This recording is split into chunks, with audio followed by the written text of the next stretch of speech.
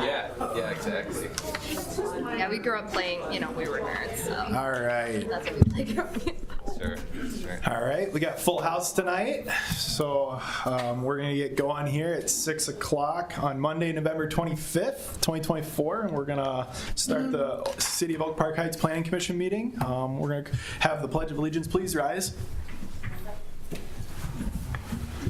Allegiance to the flag of the United States of America and to the republic for which it stands, one nation, under God, indivisible, with liberty and justice for all. All right, so those of you who were here last week, we apologize. There are a few of us that were unable to be here, so we didn't have quorum, so we're having this tonight again. We do have quorum tonight with the 3 of the 5 Planning Commission members present.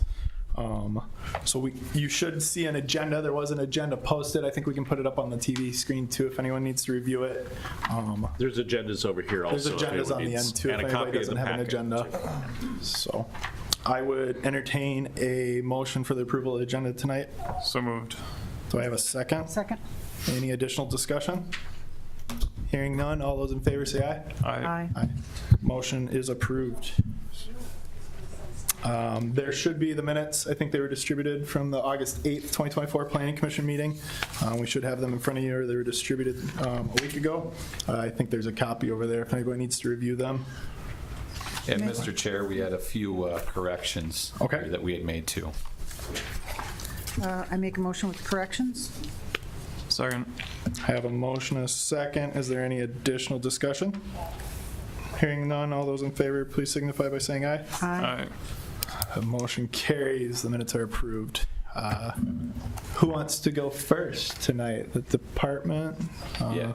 Mr. Chair, Planning Commission members, just had a quick update here on our Well 3 project. I've spoken with you before about that. Just want to loop you in. It's been a while since we had a meeting.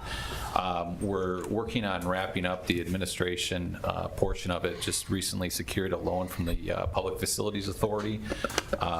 We have just received clearance today too to bring the bids for the project to the City Council. So plan to do that tomorrow evening. And then after that, probably won't have any updates for you for a while because we'll be waiting till spring before we can get a shovel in the ground and start drilling the new well. So continue to move along. Process is just taking a little bit longer than we had hoped. It's subject to a federal grant, and so we have to abide by all the federal paperwork for the project. So I just wanted to provide you with that update. Perfect. Was the PFAS consideration regulations that are changing taken into consideration with the new well? We have had discussions with our city engineer about that. We anticipate, just given our other wells, that there probably will be PFAS or trace amounts within this well, and certainly we'll determine that once we do testing of the new well. That's all I had. Anything from the commission? I don't have anything else to add. Any other reports?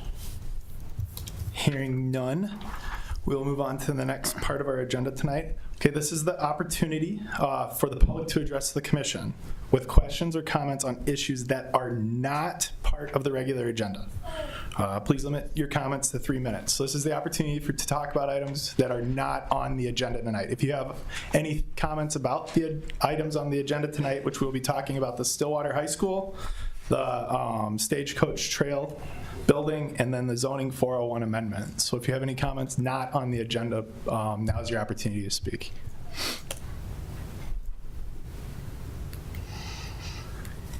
Hearing none, we will move to our public hearings tonight. We're going to start with the Stillwater Area High School, 5701 Stillwater Boulevard. Mr. Richards? Yes, thank you, Mr. Chair. The Stillwater Area High School has made an application for, it's an amended conditional use permit, allows an addition to the high school building and stadium athletic field improvements. Address is 5701 Stillwater Boulevard North. Building addition is approximately 800 square feet to the administrative suite of the building. The stadium improvements include a new press box. They're just replacing the press box and resurfacing the athletic track surface. Athletic field improvements include adding outfield fencing to the existing baseball field and replacing the existing bleacher at the softball field. Those are to the west of the actual school building. The site is zoned open space conservation district and has been since the high school was built. And any changes to the site, significant changes, require a amended conditional use permit or conditional use permit. The comprehensive plan, obviously the school facilities are consistent with the school facilities designation on the proposed land use map. As I said, it's zoned open space conservation. The report goes through the criteria for issuance of conditional use permit, and staff does not really see any issues. A lot of it is, again, the main aspect of this is just the addition to the school, and the others are more maintenance and upgrade sort of items, nothing significantly changing. The parking is within requirements. The 3 additional spaces roughly would be required for the additional space to the school building. Really no issues with grading, drainage, utilities, and lighting plans. There was some additional information that was forwarded to us from Wold, the architects planners for the engineers for the school district improvements. And no additional lighting is proposed for the school building, and the lighting on the press box is just being replaced. Again, signage, there is a new sign that they're proposing on the west elevation of the press box. There's one existing on the east. They're just adding a sign that's well within the allowances for the overall site. So with that, there is a if the Planning Commission determines that they want to move forward with this, give their recommendation to the City Council, there's a list of 4 conditions, pretty standard conditions that we typically put with these items. Any questions at this point? On the press box lighting, does that currently meet our provisions in the city regulations for lighting? Yeah, we did. When you look at the overall site and where these are located at, it's not going to create any additional issues with lighting on the boundaries of the sites. But the current lights are within the provisions Right. if they replace it like for like. Obviously, we haven't done a test, but there may be times when the stadium light is on. Again, that's just a event generated sort of thing. We may have some lighting exceeding at that point, but again, it's not a constant situation. So No, I just wondered, since it says we're replacing it like for like, if that was within the... yeah, but what they're doing as far as changes to the lights are not going to create any issues. A couple questions for myself. So, since they're coming back since 1991, every single time for a CUP, is there a reason why the zoning hadn't changed since 91, since they've expanded the school and added all the sports facilities? Seems like a lot of runaround if that's where the school's gonna be. Why didn't it get rezoned in the last 30 years? Even with the rezoning, we would still have held them at required a conditional use permit. Again, if there's significant changes to the site, we feel it necessary to have public hearing, public input with the changes. So whether we zone this a different district or left it open space, I guess there's always a recommendation of our administrator, previous administrator, and our attorney that it's adequate the way it is. So Gotcha. we left it that way. Second question, since we've had a lot of discussion around parking and everything, that's a big field of asphalt out there. Are we, under the parking section, saying they need 2 spaces for their square footage? Nothing is. I don't see anything in the plan that they're adding parking, but since they're already over threshold at the school, we're not saying anything's required there. The site would require 1,209 spaces, and the site has a total of 1,224. Yep. So, yeah. So we're not again, adding 2. You're not really adding. You're actually adding more demand. Yeah. So, but they're still within those requirements. Got it. Thanks.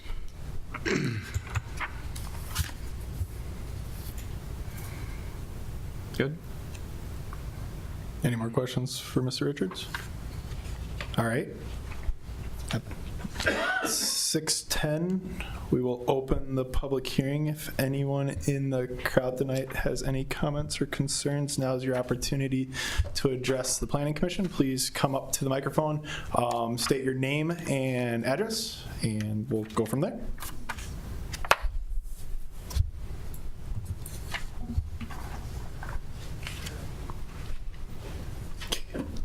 Okay, if there's no one from the crowd, I'm gonna enter one letter we received from Mr. Gregory Kunz into the official records. So it's dated November 14th. It says, I'm writing in regards to the notice received regarding the conditional use permit request submitted by the Stillwater Area High School.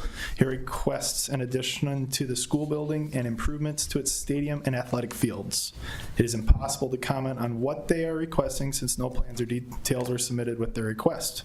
Concerns I and neighbors have are lighting. When the lights are on in the stadium, they light up our entire neighborhood and the interior of our homes. Some kind of shielding should be required to be incorporated into the stadium improvements to mitigate this. I believe the city codes require this. He references 15.8.2 ABC, and then he also references the hours that lighting can be used in 15.9.3. No illumination after 11 p.m. There have been nights lights have been on after 11 p.m., also nights they have been on all night. Noise, we anticipate crowd noise at football, soccer, baseball, or other events, but the excessive, incredibly loud speakers should be controlled. We sit in our homes and cannot hear our TVs due to excessive noise from the fields. There's something wrong. Making sure the noise is in compliance with NCPC 7010 might be something that should be considered before a CUP is issued. Traffic, this is something the city may not be able to directly address, but increased traffic is a safety issue that should be considered before any decisions are made. Hopefully these issues will be addressed in any plans that this school has in its improvement request, and the improvements that will be mutually acceptable to us for neighbors. Then he references a few conditional use permits.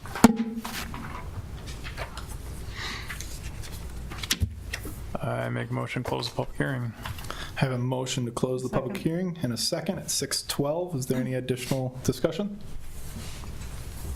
Hearing none, all those in favor signify by saying aye. Aye. Aye. Motion carries. The public hearing is now closed. Before we start the next one, can I offer the people standing in the back some seats in the front row? And then if we can help grab chairs maybe from the conference room. I think we got 2 or 3 in the front.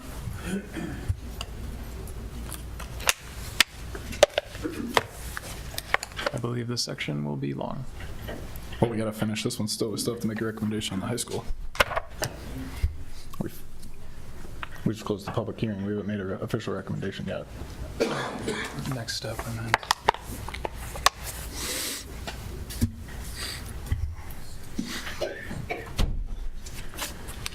Come on in, guys. There's lots of room. We'll make room.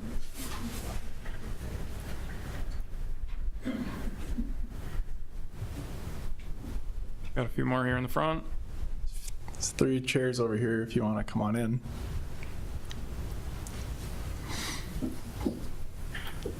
All right. Okay. So let's finish up the Stillwater High School here. Do you guys have any comments about the recommendations from staff? I don't know. I think it's just the majority of the conversations around lighting and holding the school accountable for turning their lights off after events. That's not, we can't make any recommendations with ordinances in place, and We just have to hold them accountable and fine them if they don't do it. You know, it's that easy. Like, we gotta hold them accountable to the Yeah, rules, right? exactly. And I think my only concern is that if they do replace any lighting on any structures, that it is not like for like, that it matches with the current regulations. I think that would be a simple adjustment, that we want it changed to whatever our current policies are at this point in time. Mr. Chair, I know we have representatives from the school district here. Would you like to hear from them regarding Yeah. the lights? Yeah, if you'd like to talk from the school today.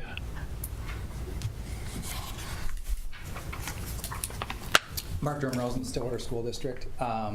So lights, there are a few times, so yes, they have to be off by 11. There are a few times that we have kept them on after 11 because the next morning, there's people that are using the facilities. So after a football game or a lacrosse game or whatever it is at night, that they clean the bleachers, they clean the field, they make sure that stuff is all cleaned up. So whoever's there coming that next morning at 8 o'clock has a nice facility for them to use, and there's not stuff left over, remnants from the night before. In terms of the all-night lights on, there is occasionally the last week of school, kind of around graduation, that we work with the city and have lights on all night in terms of trying to deter senior pranks or some vandalism or things of the school that last week of school. So yes, we acknowledge that that happens, but just to get the context behind A, when it happens, and B, the frequency in which that happens. Thank you. So. Appreciate it. You guys, anything else for the school? Any other questions? Okay. I don't think so.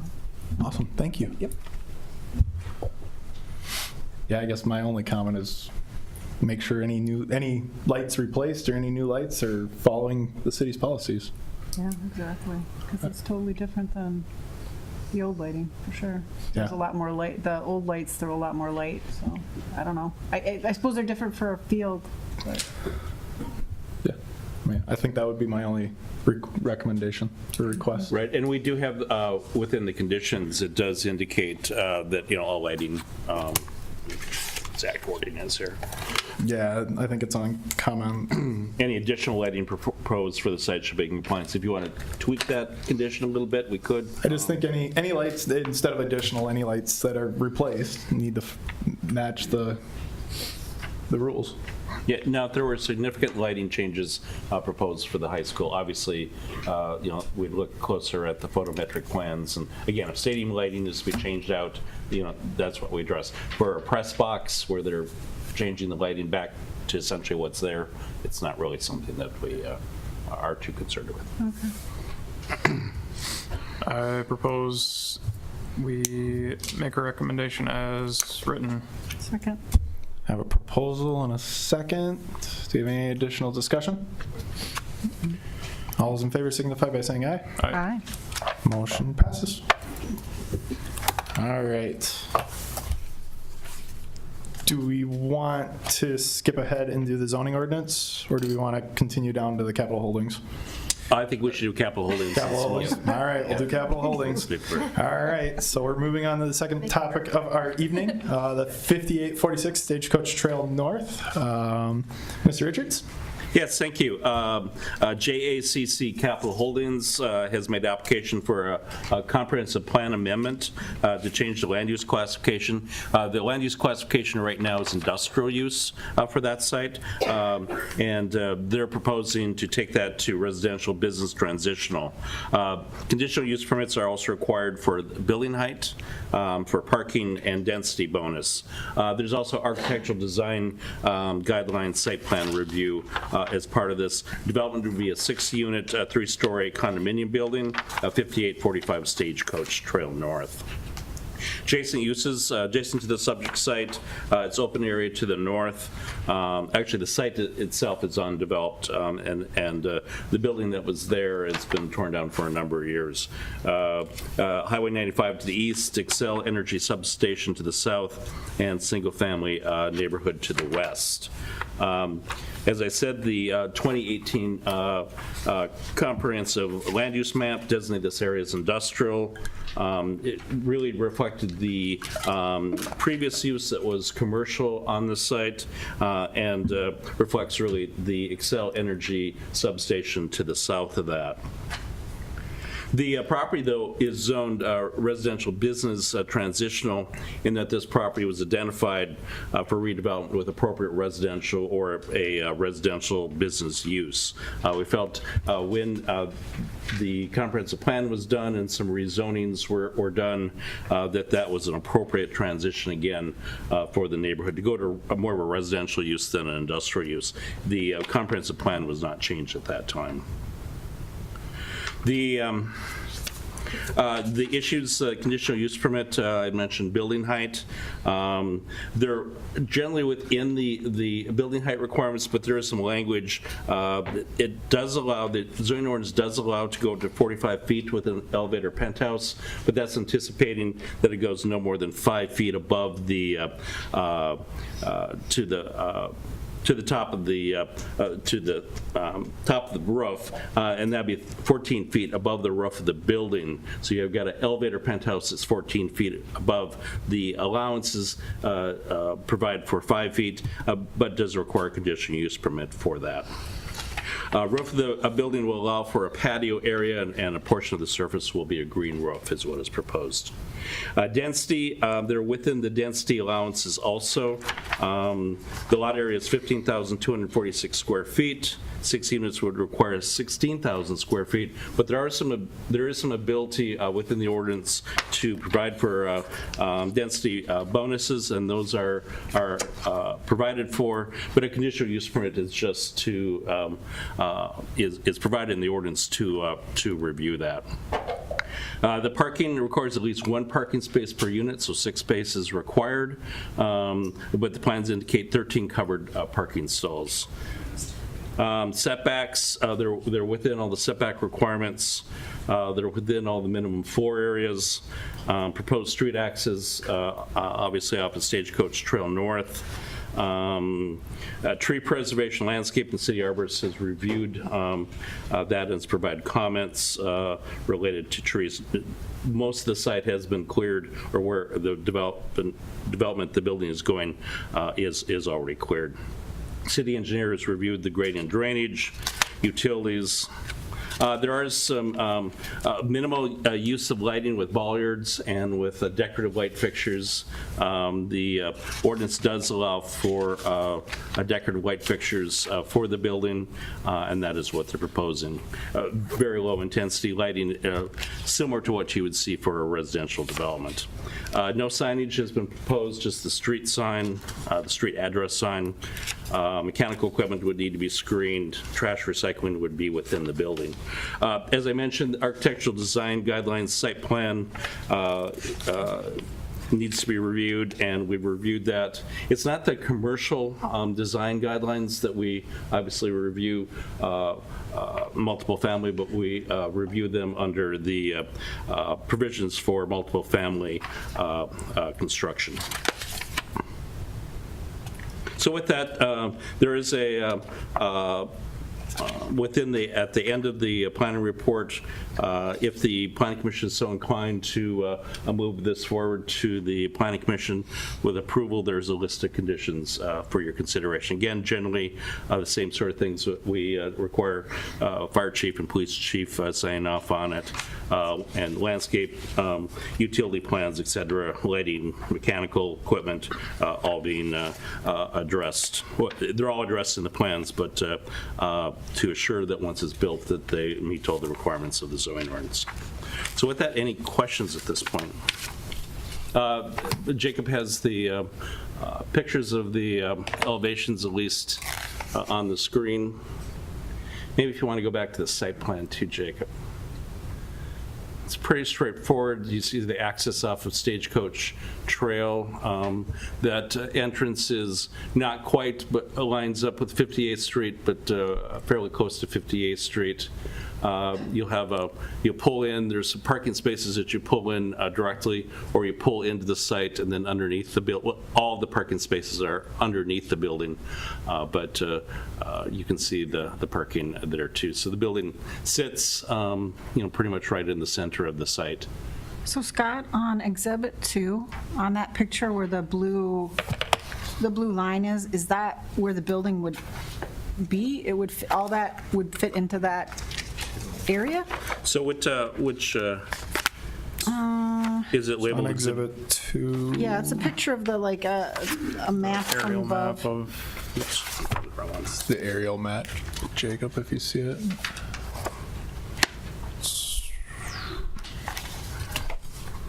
Exhibit 2, I'm sorry, Commissioner Yeah. Van Dyke. Let me go back. It's up from this one. Back. It's the Google map. Yeah. It's near the front. it's of the before. It's the other way. looking at It's the other way. print, It's all the way at the top, I think. Yeah, I don't. Before the big sheets, the last. Oh, okay. So you don't That's what have I it? thought when Okay. you said You don't have it airport. on the screen? It's the Google Yeah, map. I think you're. You didn't give me that one, I guess. Okay, so you're, Jen, you're looking at the air photograph? Yeah, so on that, that's where that property, all the Right. parking, everything would fit into that space, That's right, exactly. And is that Okay, so I see that boundary. Is that all the land that we're talking about? It's nothing else, and there's nothing? That's correct. Okay, It's about, as I said, about a little over 15,000 square feet. okay. Got a question and a comment. So just in case the gerbil up here is working tonight. So the land use map is saying it's industrial, but it's zoned residential business transitional. That's correct. And the primary item on here is to redesignate the land use to match the zoning. That's correct. So to break this all out, if we don't approve the change, then none of this really applies. Right. Yeah, you could not build what they're proposing in an industrial land use district. Right. We'd want to have the zoning and the comprehensive plan land use map. But the land use and the zoning don't match right now, That's correct. because we, That seems like a unique circumstance. Okay. So then the question, where did I think I already asked it, yeah. was that I an think we- oversight when we did the comprehensive plan? It's something when we updated the comprehensive plan, we should have gone back. There's probably a couple little properties we should have gone back and rezoned, but we didn't at the time. So it was an oversight, probably. Any other questions for Mr. Richards? All right.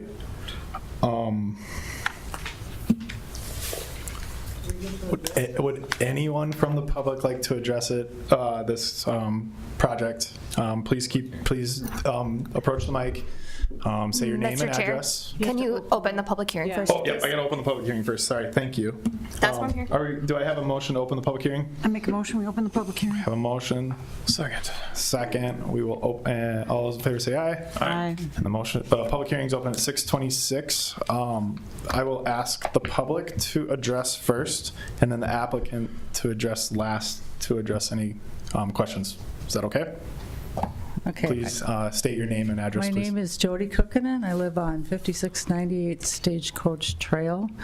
And yesterday, or just recently, we were showed this plan. We were never notified that this was even in the works. And it was quite upsetting because as a neighborhood, we all fought against what the Planning Commission wanted to do several years ago before the bridge came through. We pride our neighborhood as being a traditional-looking neighborhood, and we didn't want it to be a cookie-cutter neighborhood. And all the houses are a little bit different in that, but they are traditional. And it's a small neighborhood, a meager neighborhood with lots of trees.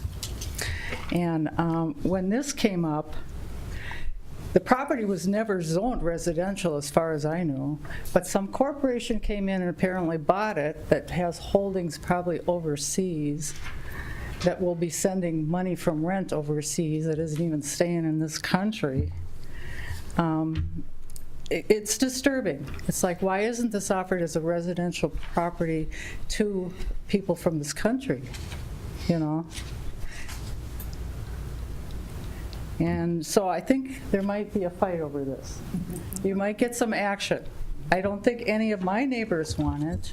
They think it looks hideous. It looks like container buildings stacked up, you know? It's not something that we want. I'm done. Thank you. Thank you.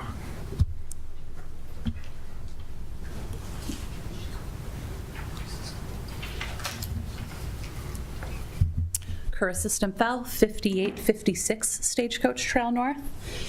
Members of the Oak Park Heights Planning Committee, I want to express my strong opposition to the proposed zoning changes and conditional use allowances for the 6-unit condo building at 5845 Stagecoach Trail. I'll summarize the ways in which I believe if zoning changes and conditional use allowances were approved, the building would have a detrimental impact to our neighborhood. Infrastructure strain. The proposed building would more than double the block's population density, raising concerns about whether existing infrastructure, like sewer lines, can handle the added demand. The lack of sidewalks and street parking and limited space for garbage collection and snow removal on a third of an acre lot would exacerbate these challenges. Traffic, safety, and parking. Increased traffic around the blind curve at the top of Stagecoach Trail could heighten accident risks. The location of the driveway of 5845 Stagecoach poses a serious safety risk, especially with increased traffic, raising the likelihood of accidents. The area already has safety concerns for cyclists and pedestrians who use the road shoulder. Additional overflow parking from this unit would congest our nearby streets, potentially blocking our driveways and mailboxes. The historic neighborhood character. The majority of the homes facing this address were built pre-1900 by one of the original St. Croix Valley lumber barons.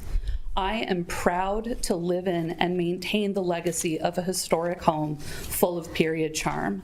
I purposefully bought in this neighborhood to enjoy the character and be among similar homes. If I wanted to look at an apartment building, I would have stayed in Minneapolis. The heritage of our neighborhood makes this corner of Oak Park Heights special and worth preserving. There's no precedent in the directly surrounding area for a building of this proposed size and function. It's totally against the character of our historic neighborhood. Privacy and peacefulness. The extent to which the peaceful enjoyment of my and my neighbors' homes that are directly across from this lot that would be negatively affected cannot be overstated. The building would look directly into our homes, reducing our privacy and adding light and noise pollution. I'm also deeply concerned about what the prolonged construction and existence of a high-density condo building right across the street could do to deflate our home's curb appeal and market value. I'm also concerned about removing the existing tree line, as it would expose our homes to the industrial sights and sounds of Highway 95, Dahl Trucking, the King Power Plant, and the train tracks, reducing the quiet residential character of our neighborhood and property appeal. It's worth noting these are being built as waterfront or river view condos, and they have to overlook a heck of a lot of industrial to get to that river view. Last but certainly not least, the owner of 5845 Stagecoach, JACC Capital Holdings, is currently delinquent on both 2003 and 2004 property taxes. This raises doubts about their commitment to fulfilling responsibilities associated with such a large-scale building project. For these reasons, 5845 Stagecoach is not suited for the proposed building, and I urge you to deny the rezoning and conditional use requests. The number of allowances requested is staggering and displays disregard for us neighbors who actually live in and enjoy this neighborhood. Thank you very much for your service and your time. Ms. Stimfel, I have one question for you real quick. Did you receive a notice from the city that this was happening? Yes, I did. Okay. The 4 houses, and Ryan, correct me, did you receive one? I got one, but I got blindsided by it. Okay, yes. So the 4 houses directly across from this lot received, but we were the only ones, I do believe, neighborhood quorum, Okay. who received. Thank you. Yep.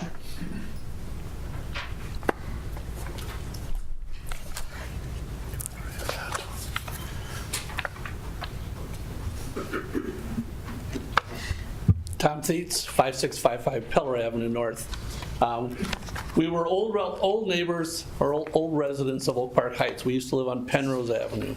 Our home had the distinction of being the first one tore down for the bridge 35 years early. And then we moved back, we had the blessing to move back to this neighborhood. And I was in here to the zoning commission as we subdivided our lot. We bought at the very end of Peller, and what Krista had shared, we moved back because of the charm of this neighborhood and what fits in. And it's kind of disturbing to find out they want to put in this apartment complex at the edge of our neighborhood. And it was mentioning the promotion is it's Riverview condos. And when you read through all the stuff, when you talk about what's going on in the Lower St. Croix Valley River Authority, they talk about preserving the scenic beauty of the bluff line, about restrictions of height and color and tone of buildings. And I think Oak Park Heights needs to also look at that from our side as residents, looking at and enjoying our view of this beautiful St. Croix River Valley. And then also, if I think about the precedent of allowing us, rezoning this for residential for six units on 15,000 square feet, the minimum size of a lot for a single family home is 13,500 square feet in Oak Park Heights. Well, this be a bad precedent. Could I buy 2 houses up on 55th Street, tear them down and build a 6 or 8 bedroom condo unit right in the heart of a neighborhood? That's what it seems like it's happening to us. Thank you. Thank you, sir. I had an additional point. Are you not opening a can? Ma'am, let's continue, and you have to approach the mic to talk, please. If you approve this, is this setting a precedence that we can now turn all our properties on Stagecoach Trail into multi-unit buildings? Can I turn my house into a fourplex then? Just remember tonight, everyone in the crowd, that the planning commission only makes recommendations to the city council. Well, The this city is- council makes the final decision. This is a thought. This is a thought, though. I mean, is that opening up the ability for us to turn ours into multi-dwelling homes? Yep, thank you for your comments. Mr. Chair, the property on the other side to the west of Stagecoach Trail is zoned R1, so it would not be possible to build multiple family there. Also, just to clarify something, there's 25 different property owners that were notified of the public hearing. So it wasn't just 4, but we actually go beyond what the statute requires and go 500 feet from the property lines, so. Do you have a list of those 25 yet? I do. I'd like to see that. Hi, Scott. Pam Patrick, 15365 58th Street North, and I never received anything. You are probably well beyond the 500, I would think, where you're at. Well, I mean, What was your address again, ma'am? 15365 58th Street North. Thank you. I'm here because if they're wanting to change the zoning, across the street is R1, single-family residency. Yes, there's commercial with the substation next to it, but nothing can be built north of them, I believe, because that's MnDOT property. But my question is, do you have a wider view of the area? Because that lot is within about 100 feet of that blind corner that comes around from the frontage road. That the speed limit used to be 30, and they changed it to 40, and people drive 50. So I live off of Peller, and if I have a car behind me coming down the frontage road, I have to go to Penrose, because the people are on my keister and they're blaring their horn at me because I'm slowing down to make our A backwards corner that we have at Peller. There's a few extra letters that I left out of that A. So I end up going down to Penrose for safety purposes, for my safety, for oncoming car safety, because coming around that corner, the people can't pass in a double yellow line. So anyway, my point is it's a big safety concern. And if they want to change the zoning, then change it the way it is across the street, which is R1. And forget the business or industrial, because nothing else is going to be going there. Thank you.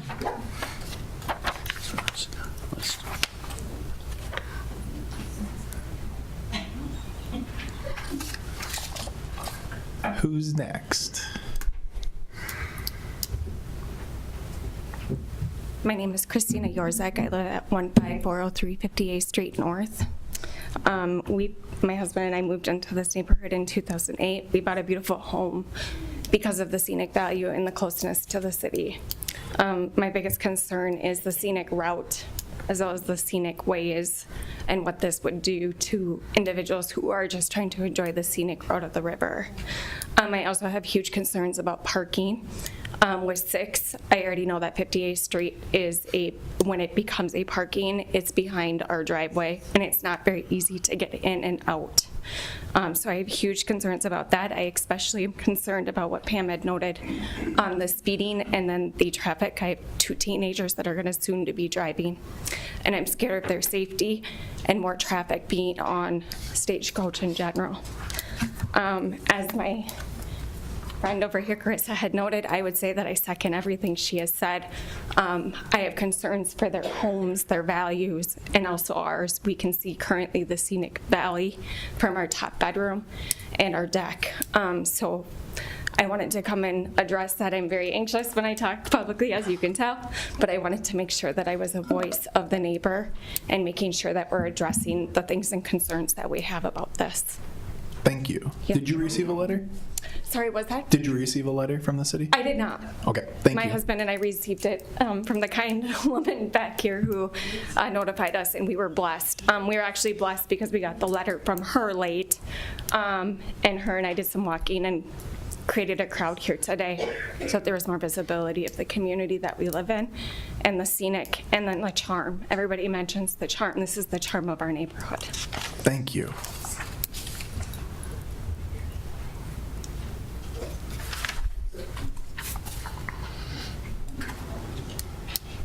Would the applicant like to address the commission?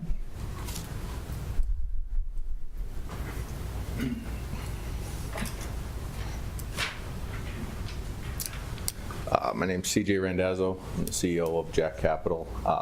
We're out of Baytown Township, right kind of behind the high school there. We bought this property originally 2 years ago now, and it was we meant to build industrial there. That was when Eric was city administrator, and he, kind of persuaded us to go more multifamily, just because it was industrial there. He didn't think it would fit the community that well. So we chose to switch gears. We built another project, and then now we're kind of coming back to this project. So. Thank you. Yep. Can I speak again? Yes, as long as you keep your comments under 3 minutes.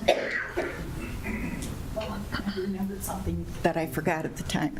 So, the engineer approved this.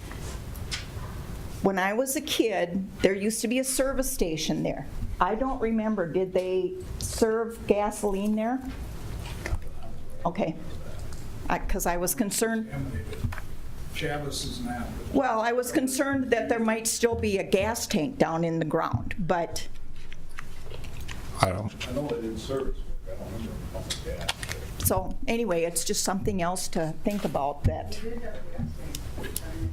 Oh, anyway, it's a concern. I mean, it's a safety, there again, a safety concern. So do I need to restate my name and address? No, you're good. Okay. Thank you. Thank you. Okay. Hi, I'm Chris Grubb, 5870 Stagecoach Trail. We are the first house on Stagecoach, closest to the blind curve. I have some serious safety concerns about this. Like Pam had said, most people avoid turning onto 58th now and go up towards Penrose, because even on 58th, if you're going northbound and there's a car behind you, it's a good chance you're going to get rear-ended trying to make that turn. This added traffic at that same location is going to cause the same problems. Also, southbound on Stagecoach, they won't see the vehicles waiting to turn. Because that's a county road, the city has no say over if anything gets changed in the road. And then with the decreased road sizes after the bridge project in our neighborhood, there's even less room for parking in the neighborhood. In addition, like everyone has said, it's a historic neighborhood. The first record of our house was early 1850s. It was a lumber baron's and one of his workers' houses, as are most of the houses in this neighborhood.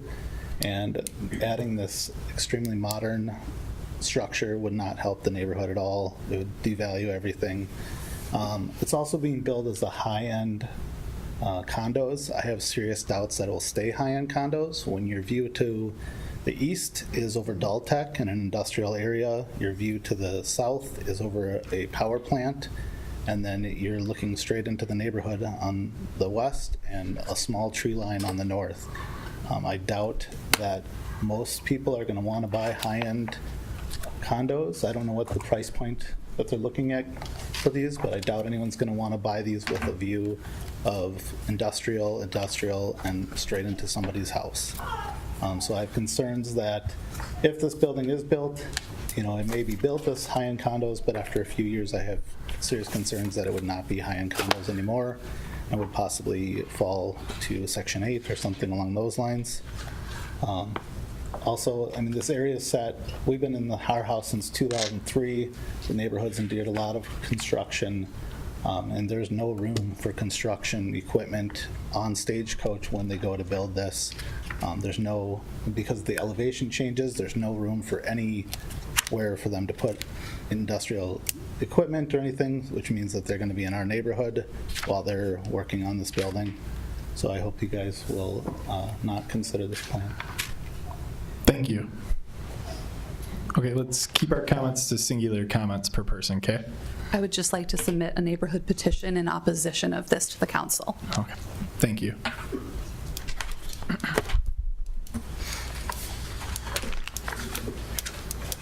Looks like we got 49 names. Yeah. Tom, honestly, we're not opposed to construction either. That's, I've looked down the road, just head down Stagecoach. They built a brand new Ziegler construction building down there. It's offset back the road. It's in an appropriate spot. Doesn't block anybody's view. It's well done. It's in nice earth tones and that. It fits the area where it's in. This proposal, this project does not fit the area that it's proposed in. Thank you. Thank you.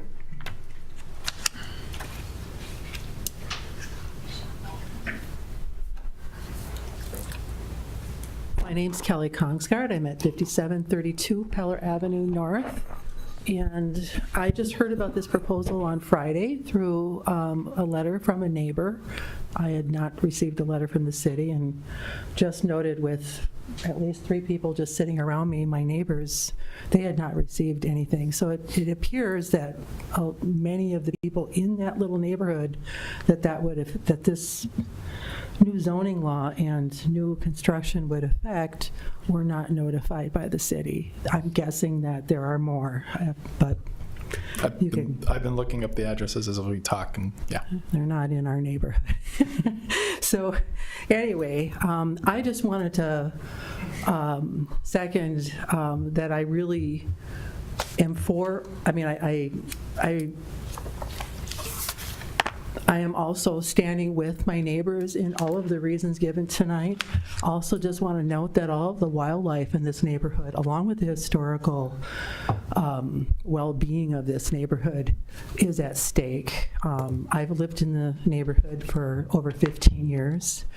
I have really enjoyed the wonderful neighbors that I've had and all the wildlife and just the integrity of the neighborhood, the single family, mostly single family homes, and that's the integrity of the neighborhood. And anything that would mess that up, I think, would be just wrong.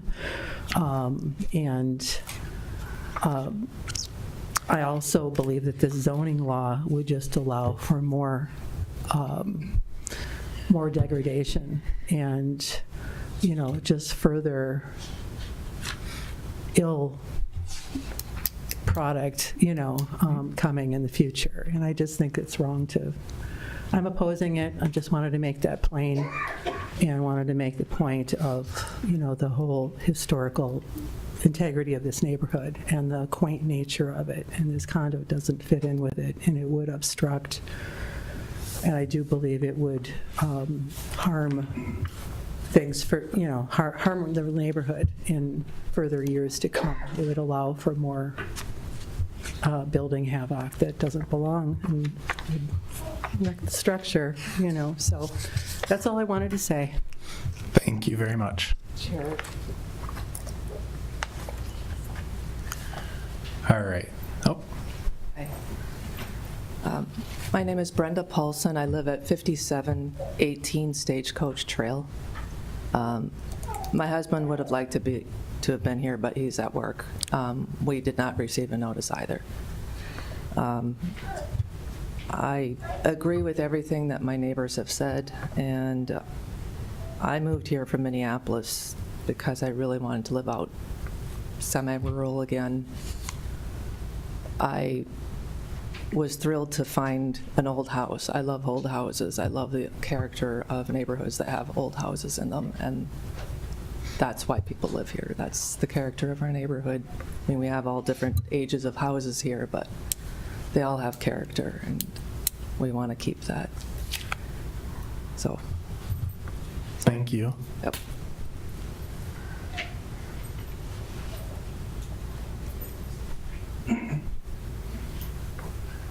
My name's Bill Selb. I live at 15336 57th Street North. And I have just one, well, I agree with what everyone has been saying. My question is in regards to the height.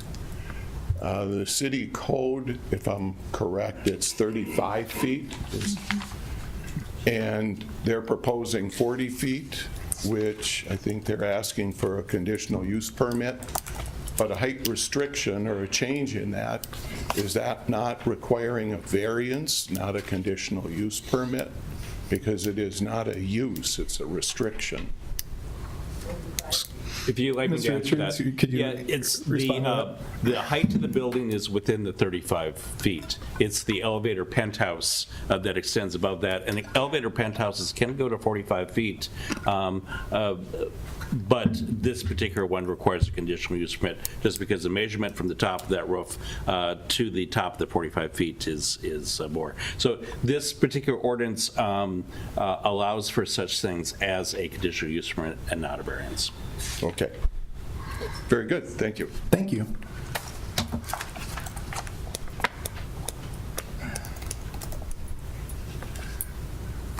Hello, my name is John Weir. I live on 5598 Penrose Avenue. I'm about 4 blocks from where this place is going to be taken, or where this place is going to be built. About 10 years ago, I was ice fishing out on the river, and I just happened to come up 95, took a left at 56th, and I came to a stop sign. And I looked to my left and I saw a house for sale. I thought, I got to check this out. So I went down there, and the guy was standing out in the driveway. I thought it might have been a realtor, but it turned out to be the owner of the house. And I said, do you mind if I look around here? And he said, sure. So I go in the backyard, and there's a bird feeder out there. And then by the bird feeder was tracks of deer and pheasants and foxes. I thought, I got to have this place. I had a house in North St. Paul. I put it up for sale that next day, and I moved into this neighborhood. And ever since I've been there, these neighbors are the greatest people ever. We have, picnics and Halloween together and stuff like that. And I live on the trail again, and it's just beautiful out there. And I feel sorry for these 5 houses that got to be across the street from that building there, because right now they're looking at trees and wildlife. And if this takes place, they're going to be looking at an apartment building with picture windows and nothing but a big building. So I feel sorry for them. Thank you.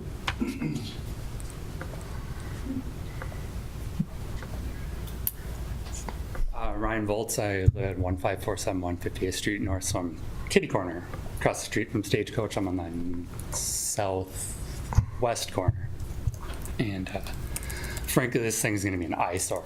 Like, it's bad enough I have to look at that transfer station right there. Now I gotta look at this god-awful looking apartment building. It's just gonna, I have turkeys that come right down 58th Street, right out of that lot, every single day, right in front of my house. Like, I don't know what's gonna happen to those. There's deer that come right along that, kind of that trail along the power line, come right behind my house. They are hanging out back there. I don't know what's gonna happen to them. It's just like, it was a bad deal, and I feel like I was kind of blindsided by this inconspicuous letter in the mail. I just happened to open it, and I'm like, whoa, come on, really? So I told my wife, and she's like, this is ridiculous. So I very much oppose this. Thank you. Is there anybody who hasn't addressed the commission that would like to address the commission? He's done really good. He hasn't cried at all tonight. My name is Amanda, and this is little Oliver. We live on 5866 Penrose. And I haven't heard much because I have had to take care of him. But my concern is about the speed limit, and about the concern of if there's little kids living in the apartments, what the possibility of that could be, and also parking on the streets. I heard that 13 spots are going to be available with this, but if there's visitors or anything. Yeah, I don't know where they'll go because there's not much on the streets. And also, at night with the lights on the street, I know that there's 2, but I don't know if that would be enough. And I grew up in a very small town in Wisconsin, and I like where we're living because of the view and the wildlife. It reminds me of home, or where I grew up. And if this is there, I feel like it would not give such a community vibe for the houses there and stuff. It will start making more industrialized growing communities, and I don't prefer that. So, thank you. Thank you. Is there anybody? Good work, Oliver. Let's keep our comments to singular people, unless at this point we understand the general consensus of the crowd, I think. Yeah. I'll make this quick. My ultimate opposition here is how this changes things for the future. This zoning law being changed is, I think, what's ultimately at stake, and, you know, at the top of all of the rest of our concerns. And I'm wondering, at this point, I didn't have a chance to go on and check the property sites, but who currently owns this property proposed to be built on? They do. Who? What was your? CJ Randazzo. CJ what? Randazzo. Randazzo? Okay. You're a company? Yes. Part of a company? Okay. So, yeah, I guess I'd have more to learn, but I just wanted to restate that I think this is a true threatening of our future integrity of our neighborhood, and I don't know if I could say anything more, but I'll leave it at that. Thank you. Is there anybody who hasn't addressed the commission that would like to address the commission? I would entertain. Oh. The only thing, my name is Christine Oberumt. I live at 5704 Stagecoach. Looking at the list of addresses, a lot of them are businesses and corporations. There wasn't really addresses that were living people. I mean, there's very few. I live right on Stagecoach, not across from the building, but it will affect. So, of course, I stand with my neighbors, and this would be, it just doesn't fit in our area. The concerns as well, but I guess I feel like even if only the people that live within 500 feet were notified? Is that? That's correct. And it takes the boundary of that property. So to the east, to the south, there's corporations and other landowners that aren't necessarily residents. And if you look at, I took a look at the aerial photograph of the area, and it's not a very dense area.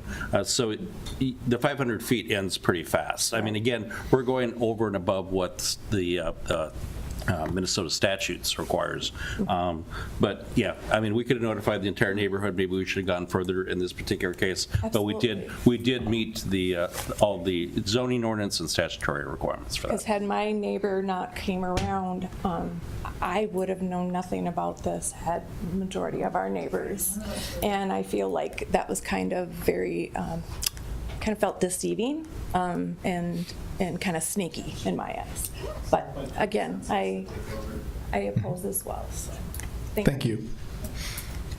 No, sir, you have to approach the mic, and if you've already commented, we understand your concerns. The approach we took. I guess I don't know. How about in the future? I think something like this at Oak Park Heights, we can do better than the statutory requirements. This is impacting the entire neighborhood. This is something down the road of Oak Park. We're a small community. We should be able to notify the people in our community, not just meet the bare minimum of statute. Thank you. And we're going beyond the statute. So thank you. Anyone who has not addressed the commission that would like to address the commission? All right. Oh, you've already addressed the commission at this point. We understand your concerns. Is there anyone who hasn't addressed the commission that would like to address the commission? And And remember, you're all welcome to come to the city council meeting tomorrow night. All right, I would entertain a motion to close the public hearing. I make a motion, we close the public hearing. I have a motion and a second. It's all those in favor say aye. Aye. The public hearing is now closed at 6:59. Who wants to talk first? Maybe you should ask the applicant if he had any other. Yeah, if the applicant would have any other additional comments at this point? No? Okay. There's a lot of precedent here. Well, I have a question for the applicant. So you hear their concerns. Are you, is this financially You have to come up to the mic, please, sir. feasible for you to make a condo that fits in aesthetically, that's less units, that fits in with the neighborhood? Because the first thing I saw when I saw the plans was, this is something for Minneapolis, this is something for, yeah, it's very jarring. The look of it's very jarring. Yep. As for the units, no. Originally, we were planning on having 8, but that would require a variance, so we backed it off, and we just said, 6 will do. And then as for the aesthetic, that's what our architect came up with, and that's what they kind of felt that would look nice. Is the architect here? No, the architect is not here. The architect is a Stillwater person as well, lives downtown.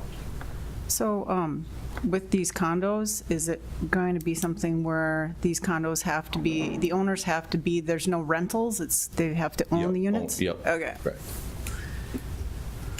And it's currently zoned industrial, Mr. Richards? No, residential business. Residential the business. land use designation is industrial. So what can be built on it now without a variance? Because the industrial versus the residential business are just so at odds with each other, you're looking at either a rezoning or you're looking at a land use change.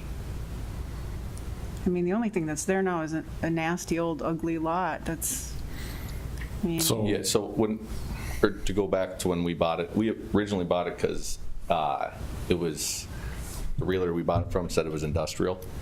And when we got to the kind of the city plan, we were told we can't build it because the land, they're opposites. So it just put us, we backed off for a little bit because we're like, we need to figure out we don't even know if an apartment building financially could work there, or a condo building. So,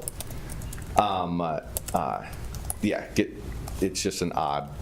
Well, that's where I was trying to get to, right? You have a piece of property that you outlaid a significant amount of money to purchase, that you now own, and you're in a rock and a hard spot because you want to put something there. Yeah. And I don't know what you can put there right now because it's zoned funky. Correct. Yeah.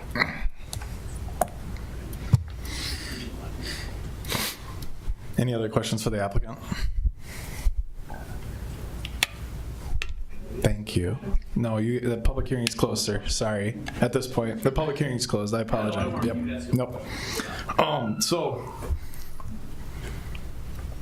I think there's an opportunity to correct something or make a recommendation to correct something. I mean, the applicant outlaid money based on recommendations. It sounds like from potentially who knows who, right? I don't know. I wasn't there. I wasn't then.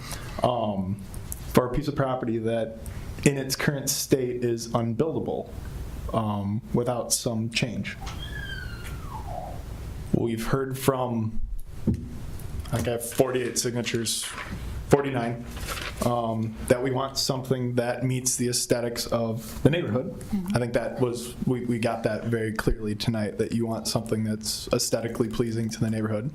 But I think anyone in this room that would understand that that property and the owner of that property has a right to put something there, right? I don't think that's unfair for anyone in the room. What that something is, we don't know, nor is that our decision to make, right? And ownership is different than renters. So you're not going to get renters in there in Section 8 housing. That's not going to happen. Yep. If it happened. Well, and it's still, remember, it's still a proposal, and we're only here to talk about the zoning tonight. We're not here to talk about what it looks like any of that. We're looking at a zoning change recommendation to the city council because it's an unbuildable property currently, and we're looking at a recommendation for a zoning adjustment. We're not looking at a building. We're not looking at aesthetics, that this is exactly what's going to be constructed. That would come back later for final approval. And we don't make the approval. We make a recommendation to the city council. Just clarification, though. Again, you're not rezoning the property. It's a land use change, and there's the conditional use permits also. So this won't come back unless you, as a planning commission, say aesthetically you're seeing some issues with this, or you have concerns with traffic, with neighborhood issues, whatever. If you want the applicant to come back with, look at some additional proposals, or you can make a recommendation tonight. But then based upon the criteria, primarily in the conditional use permit criteria, and then looking at the land use plan too, how that does not fit with the overall comprehensive land use plan for that area. Thank you for the clarification, Mr. Richards. I mean, it's a jarring building. It's a bad lot. It's a bad situation for him. But I mean, like, we are going to have some big tax bills coming up here, when they take the King Power Plant out of there. And we've turned down 2 really good opportunities to increase the tax base. It's coming, right? The plant's closing. I would agree that with the concerns that aesthetically this doesn't fit the neighborhood. I would agree that it's a very difficult property to utilize from the applicant's perspective as well. But he has the land and he owns it. No, please hold your comments. We don't please. control that road, and we can't, MnDOT controls that road. They control the county speed. It's does. ridiculous. And then it's going to increase the traffic on that curve. And I've seen those bikers come up on that trail, and they got to watch out for themselves on that trail. But All the time. It's a lot of fun. oh yeah. Tyler's one of them. So I have a question for the city administrator. So with Stagecoach and the planned connection to Afton, is Stagecoach part of that connection and there's going to be a trail system on Stagecoach? What happened with that? Yeah, I'm not aware of the future plans for that path. I know that the commercial property that we approved has Planned for it. I know But there's that supposed to be the a building connection was from designed for it. From the construction office all the way up. From my understanding, yeah, the project, the Siegfried project, has a portion of the property that was dedicated for easement. But City Planner Richards, I'm not sure if there's other properties that allow for a path to be constructed. Yeah, I on have there. not seen any recent plans from Washington County. I think that's a very long-range plan. And again, it's not us, it's not MnDOT, but it's Washington County that would be putting that trail connection through there. And again, that's a very long-term. I think it was just preserved, by the city in the event that would come up, 20, 30 years from now. So we're looking out a ways, I think. Yeah, because the reason why I brought that up, whether it's this plan or a house, that's still a detrimental corner, but understanding there may or may not be a trail system there connecting to the flyover. That's the reason why I brought it up. Okay, so Mr. Richards, you made a comment that we're talking about changing the land use, not the zoning. Why is changing the zoning not an option in this conversation? Why is it one and not the other? Because because industrial use isn't conducive to you cannot do a residential development such as this in an industrial land use. Yeah. So yes, I mean, if we wanted to rezone that property to industrial, then it could go as an industrial use. Which we'd be in the same position that we are in right now with the residents visiting. There is a reason why that property has been vacant for a number of years. It's a hard property to develop. We have not seen a lot of proposals just because it's one isolated 15,000 square foot lot. And it's next to a power station. Not really zoned or used map properly. I don't even know how to make a recommendation to this. Well, I see both sides of the coin, Hey, right? Scott, does that land need to be cleaned up before they build? Like, I mean, I know it was industrial. Is there stuff to clean up there before they have to? You know, it seems to me, and it's been, so many years since the building went down, I don't know if there's been any environmental review of this. For some reason, I have a recollection, we're going back decades, that that property had been cleaned up, that there wasn't a gas tank there. Julie Holtman would know more than I would, but I Because believe somebody said they were dumping trash and stuff. that's always been rumored. I have no Okay. way of telling that. I don't know. They will, if someone is to develop it, they're going to find fairly quickly when they start digging what they've got to work. Yeah, they'll know. I mean, if there are issues with that site, once they start building foundations, if there's approval granted for whatever it is, they'll find out very quickly. It might behoove the property owner to do some soil borings before they start to see what's out there. So knowing the recommendation here is not only about, to what Blake's point was, just the comp plan change, but also 1, 2, 3, 4 conditional use permits.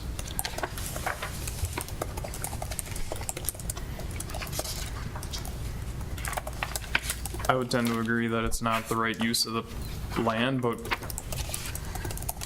we're in a position to recommend changing the comp plan designation today. Yeah, I'm not a fan of the design as far as aesthetically to the neighborhood. But I am in favor of adjusting the comp plan so it is a property that he could come back with a future proposal for a different structure on it, right? Maybe not so dense, maybe not quite as modern, but I don't know how we do that. Just to make that note, the density requirements are met with this proposal. The density are met. setbacks are met, the density requirements are met. Okay. So we're just looking at a comp plan, and I don't like the design personally. But I don't want to waste any more of his time or his money on, Right. I think if you're looking at a recommendation of denial, though, you can't look at the aesthetics so much No. because they generally meet the requirements of the architectural design standards, which are really very basic. Just provides for some variety in the facade and so forth. Doesn't dictate materials and so forth. So I'd say you really need to focus on the criteria that you would see, for instance, in the comprehensive plan, or excuse me, the list of conditional use permit criteria, which also get into land use. So, you're looking at traffic generation. You're looking at impacts to neighborhood, impact on the character. We don't know if there's environmental issues, conformity with present and future land uses in the area. Is it compatible to do a residential business area right adjacent to the industrial use of a substation? So those are the types of things I think you need to look at.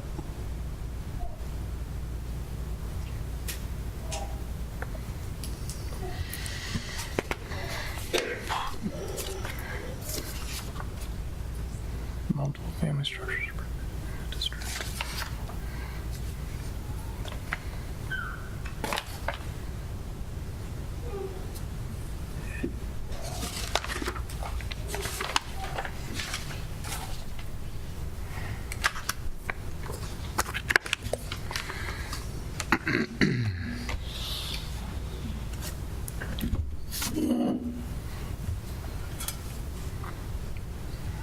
I don't even know how to phrase this, Jennifer. I would move to, well, we know it impacts the character on the surrounding area. That's the biggest one. And the traffic. I mean, I can't speculate on as far as the utilities and if it can support the utilities that exist there. Yeah, the engineer has looked at that and provided a report, and there really is no issues. And traffic's such a slippery slope. There hasn't been a traffic study done, so that's just a speculation completely. So I don't want to speculate on traffic.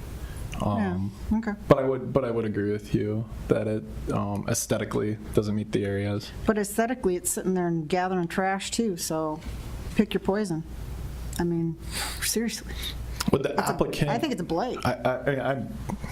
don't know, can I even ask, is the applicant willing to come back with a slightly different design?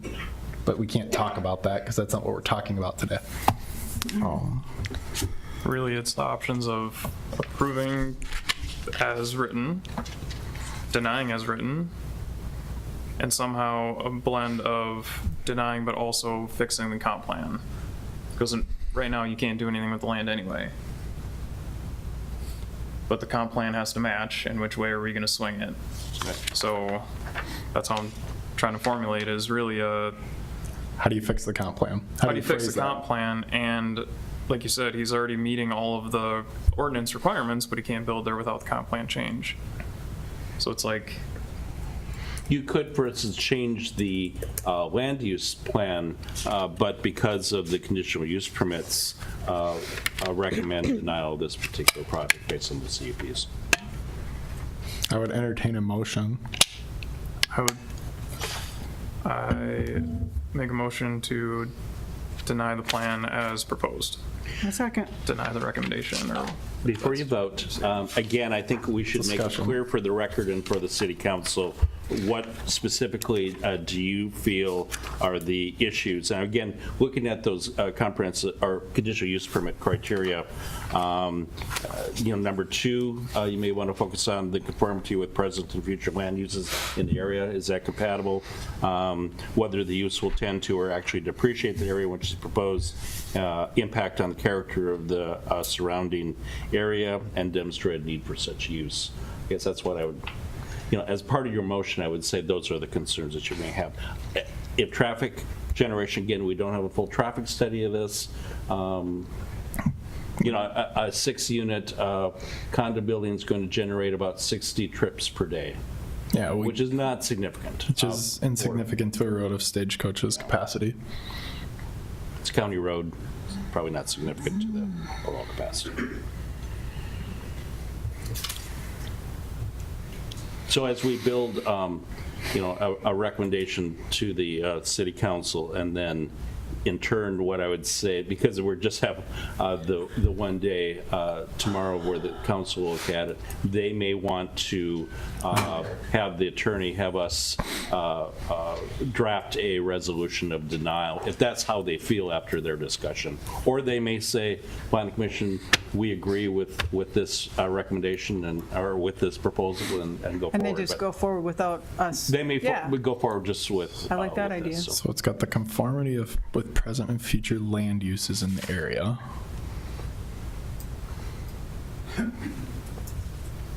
Well, it already doesn't comply with number 1 because it's naturally not meeting the comp plan.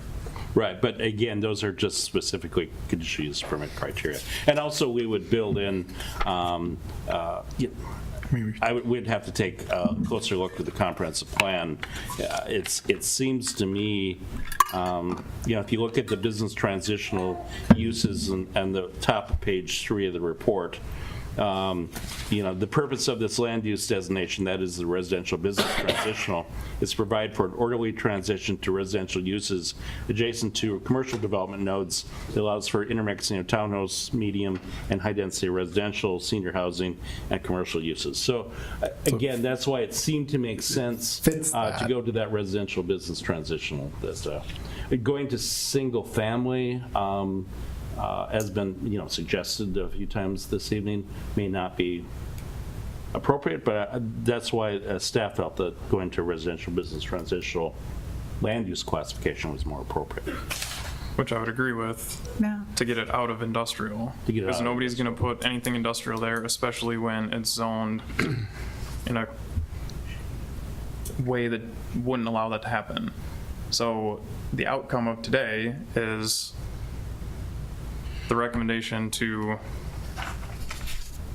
change the comp plan to be residential transitional and deny the application under the criteria of like 2, 3, and you could do that. 5. I think you could do that. Okay, so we have an active motion on I've the got floor. the attorney check this out positively. I was gonna say, there's a vote of approval somewhere down So there. I need what was the initial motion? We need to either have a friendly amendment. So I would entertain a friendly amendment for the motion on the floor. Can you amend your own Can I motion? amend my own motion? Yeah. Yes. Oh, okay, how are we gonna do this? You can just amend it to what you just said. Yeah, just You amend don't it have to what you re. said. What she your- just said. Yeah. You're recommending approval of the land use change to residential business, but denying the conditional use permits. There were 3 conditional use permits, 4 conditional use permits. So we're Because of the criteria within the comprehensive plan, and then the ones that So were. we're recommending a change of the Comp plan. comp Yeah. plan, but So- we're denying the actual conditional use permits that were presented before us today. So then we ask whoever seconded, do you accept the amendment? I accept the amendment. So I have a motion and a second for the amendment. All those in favor of accepting the amendment, say aye. Aye. Any opposed? The amendment is approved. All right, so now we have a motion on the floor. Do we have any additional discussion around the motion on the floor tonight? What was the amendment? So the amendment is we are changing the comp plan to business residential transition, correct, Mr. Richards, if I said that wrong? But we are denying the proposal in front of us tonight, or recommending, remember this is all a recommendation to the city council, we are denying the proposal for the active construction that's in front of us tonight. So we are changing it so it is a future, we're recommending to change it to a future buildable property that would be business residential transition. But we're not recommending an approval of what the plan is in front of us. So nothing is being recommended to the city other than changing the conditional so it can be buildable. Is that an accurate statement? Yes. Okay. Okay, real quick. Why is the change to business residential transitional? Why not residential multifamily? Let them build a nice looking duplex on there. This is what's in front of us tonight, sir. Thank you. Because Yeah, we can't approve something that we don't have in front of us. We the can't approve residential something that we business don't have in front of us. transitional, Changing it here, it says to transitional. Do you wanna, or do you want me to? All right, so just to clarify for those in the crowd, an application was received by the city to make an amendment to the comprehensive plan. So someone paid city staff to do this research and prepare this report. No one has come to the city with an application to transition it to residential. Should someone like to make an application to have that occur, then the city staff would review it and it would come before the planning commission. But that is not what the application was. So city staff did not come up with this proposal.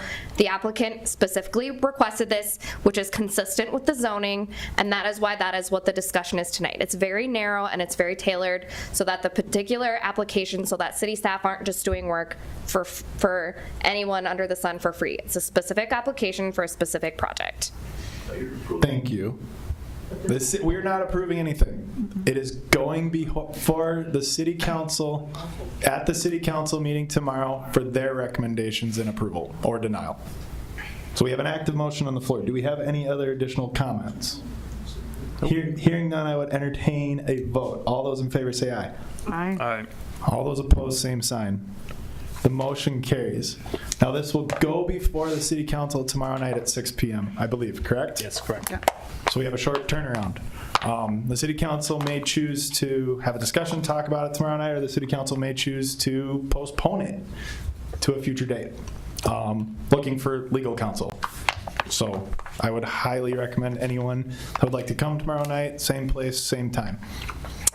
We are going to move on. Mr. Chair, I would just recommend like a 2-minute recess for everyone to clear who's not interested in staying for the cannabis discussion, although we welcome interest in that topic if you'd like to. Thank you all for your time tonight, guys.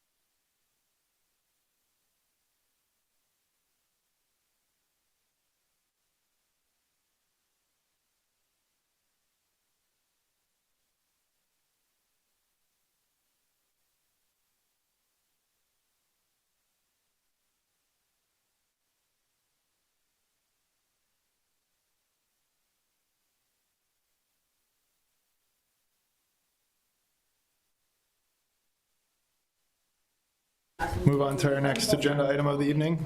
Nope. Pam, if you guys want to go back there, we're going to start the meeting. We have another item. So. Oh, okay. Cool. All right, so we're going to talk about the zoning ordinance 401 amendments. Yeah, so we're going to be talking about, do you want me to just your input and decision making? So the types of things that we're going to be looking at is there is a registration ordinance at the bottom of the ordinance that's prepared for you. There's going to be a discussion on whether you want to limit the number of basically businesses that would be conducting cannabis and cannabis sales in the city. The distance requirements for these types of operations from certain types of youth-oriented facilities, then some specific performance standards, noise, odor, all those things, and then finally if you want to have any distance requirements for hemp businesses or not. So keep that in the back of your mind. We're talking about a couple performance standards, distances from certain areas, and limiting the number. So there's a lot of content, but those are what's before you tonight. So obviously this is a really technical topic and I'm going to be using a lot of words and they are basically the same thing, but the technical differences between them are significant. So that's why you have this like cheat sheet with the little green lines on them of the definitions to help you follow along about what types of things I'm talking about. But just to kind of kick it off, when we're talking about cannabis, we're not talking about cannabis and hemp. We're specifically talking about cannabis plants. When we say cannabis, it means plants, it means flowers, it means all parts of the plant. We're talking about the whole cannabis plant. When we're talking about a cannabis product that is different than what's for sale right now, those are edible cannabinoid products. They sound very similar, but they are different. So a cannabis product is something that's concentrate from a cannabis plant, something that's infused with them regardless of whether they're artificially derived, and it also includes any other product with any type of cannabis concentrate. So we're only looking at cannabinoids. We're not looking at THC or the raw products at this point, the way that's phrased. We're talking about everything. So there's three types of things mainly we'll be talking about, which is cannabis products, hemp products, and edible cannabinoid products. Correct, but not synthetics.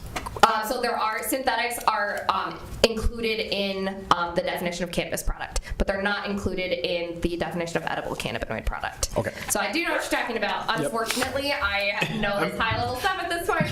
I was like, that's not quite right, but okay. Yeah, yep, it's got it. really, the definitions for Minnesota statute were not drafted by people who have a very good understanding of the different types of products that are available, the extractions and all of that stuff. So we're not taking, but back to my question, we're only looking at the cannabinoid products because this doesn't encompass the state regulations and rules as no, they're we're written. talking about cannabis. Correct. Yeah, we're not just talking about edibles. Yep, and not synthetics. Yeah, so then we have a cannabis business, and when I use the word cannabis business, I'm not just talking about sales.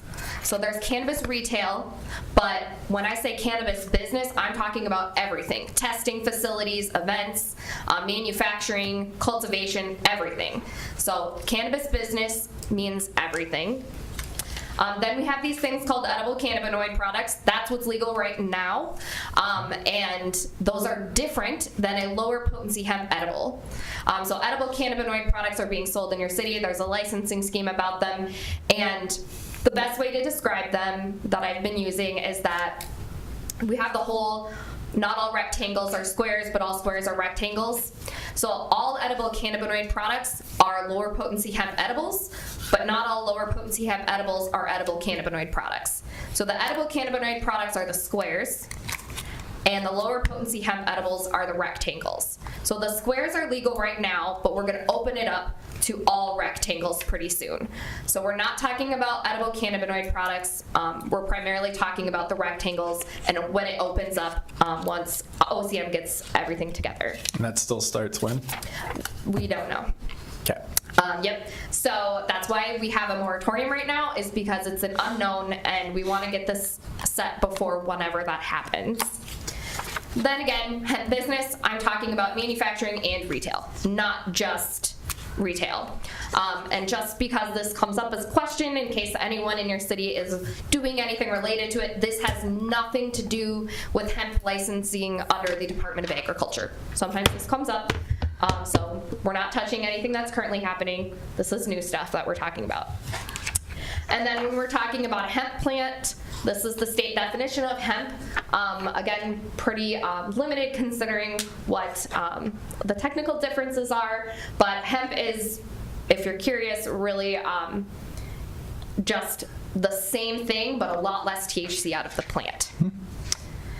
All right, so here's the definition of lower potency hemp edible. And the main thing that I'm pointing out here is that it's really extensive. We're not gonna get into all of that, but all you need to know is it's more than what's allowed in a more than what's allowed in an edible cannabinoid product. It's more potent than what's legal right now, but it's less potent than cannabis. It's the middle ground. All right, so when we're talking about this, we want to make sure that you guys have a good understanding of the scope.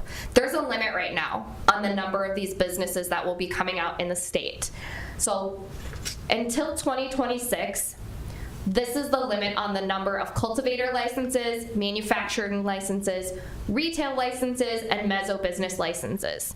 So there's going to be 50 total cultivators in the entire state, 24 total manufacturers in the state, 150 retailers in the state, and 100 mezzo businesses in the state. For anything other than those, there's a lot of other types of businesses. There is not a limit in statute, so there could be more. But when we're talking about retailers and mezzo and all of those, there is a limit. So we're not talking about astronomical businesses in the state of Minnesota. It's pretty scaled down for now, and that's limited at a state level, not at a city level. And these are the ones that will lie outside the existing products on the market? Yes, yes. All right, so when we're talking about a cannabis retailer, just kind of help you understand what these things are.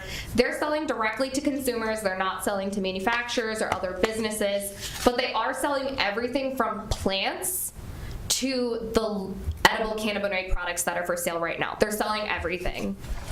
There are state statutory regulations saying that there needs to be proper ventilation and filtration for odor control. The state statute also contemplates that there likely will be and potentially should be local requirements when we're talking about odor. And then there is a state limit on the time that these businesses can sell products, and there's an additional limit that you guys can also provide beyond that, but it's very specific. You don't have carte blanche control. There's a specific alternative. If you do nothing, these are the hours. Same as alcohol, isn't it? Alcohol is very nuanced. So yes and no. We did copy and looking at your specific ordinance, we'll get into that, but we did look to your specific ordinance to tailor it. So then we have this thing called a micro business. It's a pretty new type of thing. And the best way I describe it is it's kind of like a microbrewery situation. So they can grow the plants there, they can make the concentrate, manufacture, package, label, and at the micro business they can sell directly to consumers, and they can also outsource to other cannabis businesses. There is a potential that they will not sell to consumers at the micro business. They don't have to. They may choose to open up something theoretically called a retail endorsement that can be separate from the micro business. It's a really technical thing, but basically when it gets to limiting the number of businesses, the detail I want to point out here is that you can limit the number of micro businesses to the extent that you're limiting the number of micro businesses with a retail sale component. So if someone wants to come in and be a micro business and not sell directly to consumers, then you cannot limit the number of those. But when we're talking about number, you could have a limit that would require that there be a limit on the number of retail sales from a micro business. So I'll kind of circle back to that, but I just want to perk your ears up. When we're talking about micro businesses, there's this weird thing happening. The other thing that's unique to a micro business is that they can permit on-site consumption. It's the only type of business that allows on-site consumption. And I've just added on there because we get a lot of questions, not just from the public, but from the bodies that we're talking to. Regardless, no smoking or vaping is permitted. So when we're talking about performance standards. You don't have to worry about regulating smoking or vaping. That's not allowed regardless of the decisions you make tonight. So then we have this cannabis mezzo business, and without a better metaphor, I would compare this to more of like a Surly type business, where it's much larger. As you can see, the scale is much larger, but they're also making concentrate, manufacturing, packaging, and label, and they can sell directly to consumers and other cannabis businesses. Nuance different than Surly, you can't have on-site consumption at these. Only at micro businesses. Again, the same thing, they can choose to sell to consumers at the mezzo business, or they can open up somewhere else, in which case you wouldn't be able to limit the number of mezzo businesses. All right, then we have this thing called a cannabis event. We don't really know much about it, but what we do know is that the state is going to say that you have to have local approval. You can't prohibit these, but they do have to come to you if you would like and receive approval with performance standards and other conditions. Regardless, again, of what you choose to regulate or not regulate, the whole event is limited to 21 plus. The retail area has to be a designated area. And the on-site consumption is something that is completely up to you guys if you want to allow at a cannabis event. You don't have to allow it. You can allow it. It's up to you. And what's the definition of an event?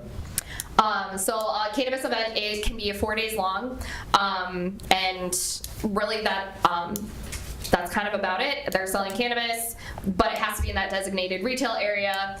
There's security protocols that are required if you're having a cannabis event, but really it's a 4-day event. Maximum, you have to get a license from the state, and they're allowed to do retail sales. So that's kind of the primary. And Planning Commission members, we've included a definition for a cannabis event in the ordinance before you. Yep. Yeah, I provided definitions for all of those, mainly because looking at the state statute, there's not clear definitions. There's just kind of bullet points, and this kind of really clarifies what we're looking at. There are some proposed rules out right now from Office of Cannabis Management. So again, when you're trying to picture what a cannabis business will look like in the city, they're going to have alarm systems. Those alarm systems have to be audible within a 100-foot radius from all entrances and exits. There will be video surveillance. There's lighting requirements. They have to have motion sensors and locks. But if you'd like to require additional fencing, you can. Fencing is at this time only required for outdoor cultivation. And just a note, in case there's questions about it, these types of businesses can't be a home business. Does that apply to all the categories, like retailer, mezzo business, the whole thing? I think that should be on slide number 1. That's where my mind starts going, is people doing this in their house. Oh, okay, I see what you're saying. Yeah, so just like any, there's a debate right now, so you might look into this afterward, about whether if you grow it yourself for personal use, if it's an agricultural use, and whether you can bring it to like farmers markets and things like that. So that is sort of home business-like, but an official licensed cannabis hemp business cannot be out of the home. Then there are also some environmental requirements. What I like to point out here is all they've done is say the current restrictions for every other type of use in the state apply. So there aren't anything specific to cannabis businesses or hemp businesses at the time. It's just statutory references to the Minnesota Pollution Control Agency statutes that exist. So if you'd like to have additional things for these types of businesses, then they should be in your ordinance. And I just also wanted to point out they're expecting to have some odor standard requirements in local government ordinances. That's what OCM's kind of anticipating with these rules. All right, and then we have something called a lower potency hemp retailer. And the nuance thing with this is that when we're talking about a lower potency hemp retailer, we're talking about, potentially like a small type tobacco shop situation, but we're also talking about your liquor stores, your restaurants that have liquor licenses. All of those would be considered a lower potency hemp retailer. And so that's why in your ordinance there are things for accessory use. So that would be if you're a liquor store and your primary use of the business is liquor store, but as an accessory use you're doing lower potency hemp retail sales, or the same thing with a restaurant or bar. Your primary use is the restaurant or bar, but as an accessory use you would be a lower potency hemp retailer. So these can have on-site consumption anywhere. They also hold an on-sale liquor license, and they cannot sell, they're the rectangle, so they can sell what's available on the market now, plus additional stuff, but they don't get to the level of cannabis. So again, just kind of a recap of what I started with. Most of the stuff is regulated by the state, but what you have control over is registration and zoning. And when we say zoning, we mean distance from certain areas, performance standards like hours of operation, and then also, of course, just as kind of we've been talking about tonight, whether you want to require it get a conditional use permit, if it's an accessory use, those types of details are what's up to you to decide tonight. Quick question on the 2 slides back. This one, so like, would this category still require a license? Yes, from the state and the city. Gotcha. So I think what makes the most sense of what I've been doing with the whole ordinance before us is just kind of walk through the ordinance instead of what I did for the council, because we've already gotten some direction from the council, which I'll reflect when I'm talking through this, but I'll just kind of walk you through the ordinance that you have in front of you, and then when we get to the moments where we're seeking input about whether you want to change the ordinance that you would be recommending to the council, where those moments would be. Does that seem like that will make sense for you guys? Okay. All right, so obviously there's definitions. To start out with, those were just kind of drafted with the statutes that we have. So then we get in quickly to where these are allowed and whether they're allowed as a conditional use, permitted use, or an accessory use. So this is what your use table would look like. I don't have this. This is just a summary. So the way that your ordinance is works, your zoning ordinance, it's kind of like long form. So that's where it's like all of these sections in your ordinance. This is kind of the short form. So if you just wanted to, if you're familiar with your use table and how your use tables work in the city, this is what it looks like. So you've got your open space, your B1, B2, B3, B4, BW, and industrial districts. And these are all of the new types of uses, along with whether they're allowed as an accessory use in that district, whether they're allowed under a CUP, or whether they're permitted. So I can just, this is a summary, and I can just kind of talk through this. Right now, your open space conservation, we're permitting cannabis cultivator without a conditional use permit because it kind of fits into that. The B1 district, which is called your neighborhood business district, a lower potency hemp edible retailer is allowed as an accessory use. In your B2 general business district, a cannabis event is outright permitted. The main reason for that is they have to come for local approval anyway, so why make them get a conditional use permit and come to the city for approval? And the definition of an event is only if you're selling it, right? Right. Yeah, so you're not selling it, you can, whatever. And then also in the B2 district, lower potency hemp edible retailer is permitted as an accessory use. Then for conditional uses in your general business district, a cannabis retailer and a lower potency hemp edible retailer are permitted.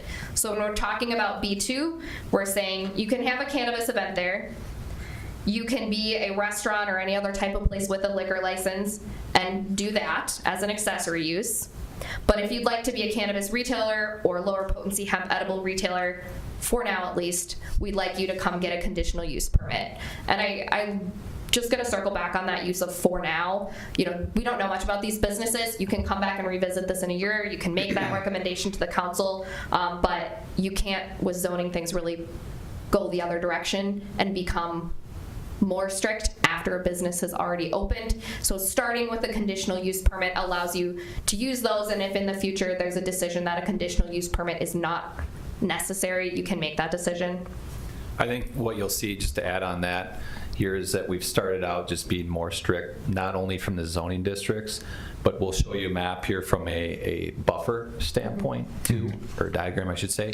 From a buffering perspective, we're recommending to go to those statutory max, because as you heard from the city attorney here, we can always dial it back, but we can't add to it once we have it approved. All right, so then we're going to move into your B3, which is your highway, business, and warehousing district. So here again, a cannabis event outright permitted. A lower potency hemp edible retailer with a place that has a liquor license, that's allowed as an accessory use. But you need a conditional use permit to open a micro business, a retailer, a testing facility, a wholesaler, or a hemp retailer business. So those are what are basically permitted in this district, is an event, a hemp edible retailer as accessory, a micro business, a cannabis retailer, a testing facility, a wholesaler, and a lower potency retailer. And then when we're looking at, now we're going to move to your limited business district. Here again, a cannabis event is permitted. A accessory lower potency hemp edible retailer is allowed with those restaurants. And then the other types of businesses allowed are under conditional use, and that's a micro business, a retailer, and a cannabis retailer, and a hemp retailer. So that's what's allowed in that area. In your business warehousing district, again, a cannabis event's permitted, and then a cultivator, a manufacturer, a mezzo business, a micro business, a testing facility, a wholesaler, and a lower potency hemp edible manufacturer are all permitted with a conditional use. So the only thing basically that's not allowed there is retail, and that's because retail is not an existing thing that's allowed in that district. Then we get to your industrial district. And here, everything's under conditional use. You have a very unique looking industrial district, of course. So here, you can have a cultivator, manufacturer, mezzo business, micro business, testing facility, wholesaler, or hemp manufacturer, as long as you get a conditional use permit. So that's what we're looking at for zoning. Does that seem like it fits you guys in your city? Let's pull up the map since we haven't seen this before. So the map is primarily for buffers from schools.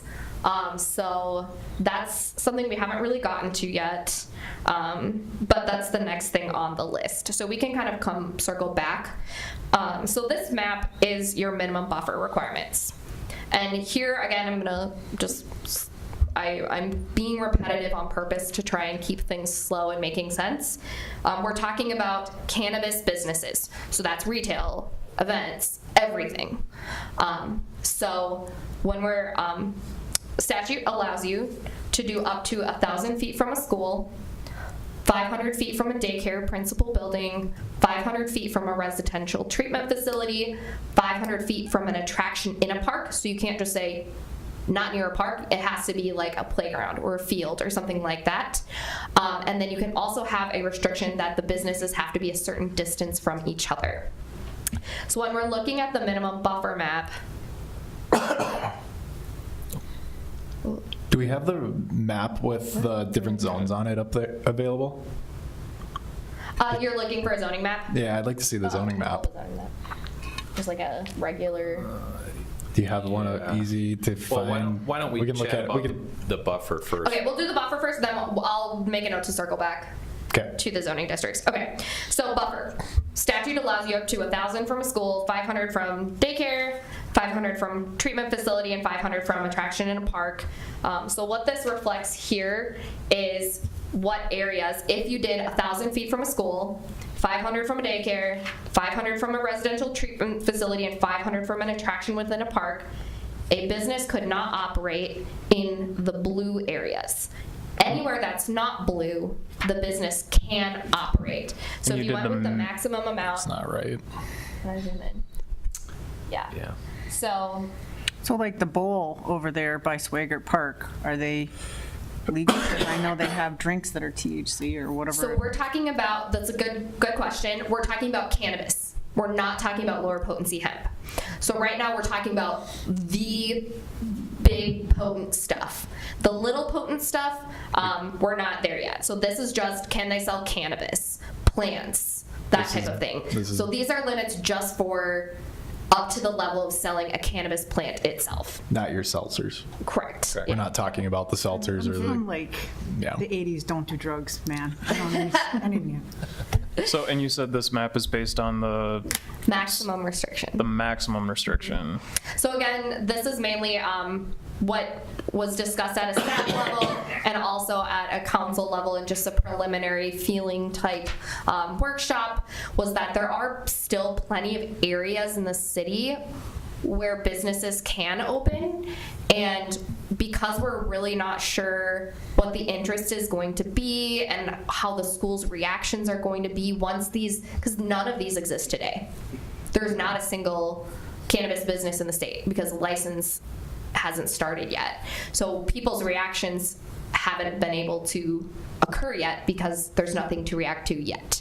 So the theory here is if we keep it at 1,000, there's still plenty of space for these businesses to go. A lot of the stuff that's buffered out is residential, and that way next year we can say, okay, we'll do 500 feet instead of 1,000 or 250 feet, or maybe we won't even have them. But let's start with 1,000 because then we don't have an existing business pop up that we later are like, that's too close to the school. We're not liking how this is working out.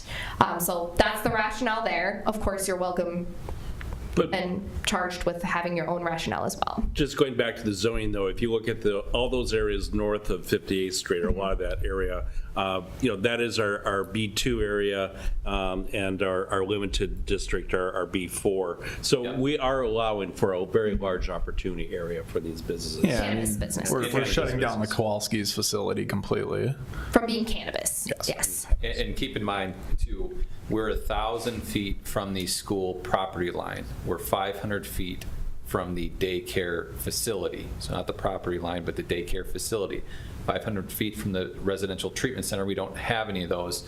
And then 500 feet from the attractions. Park. Yeah, the park attraction. And we're only looking at units inside our city limits because we're not putting the buffer around the properties outside the city. So we're not looking at the daycare in Stillwater that would affect the property north of 36.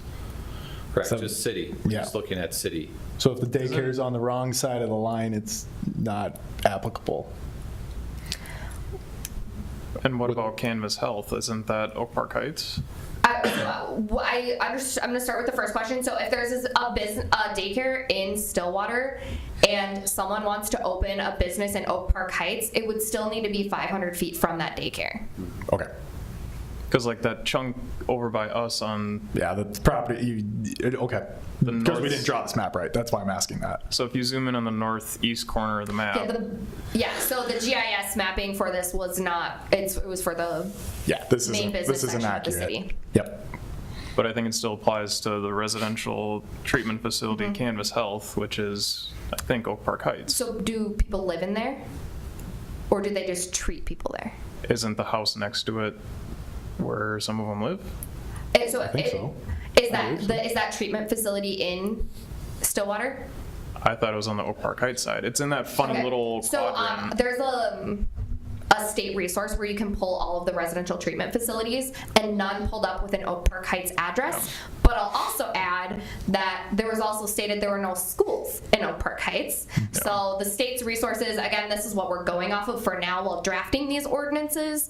But when, like, let's say a particular application would look in, we would actually have to do the work of, is there something there? Obviously, we were able to capture the school because that's pretty blaring error on the state level to have that listed as being in the city limits of Stillwater when it's not. But I'm sure there are even daycares that, you know, the address is the mailing address versus the actual property. So What about the courthouse?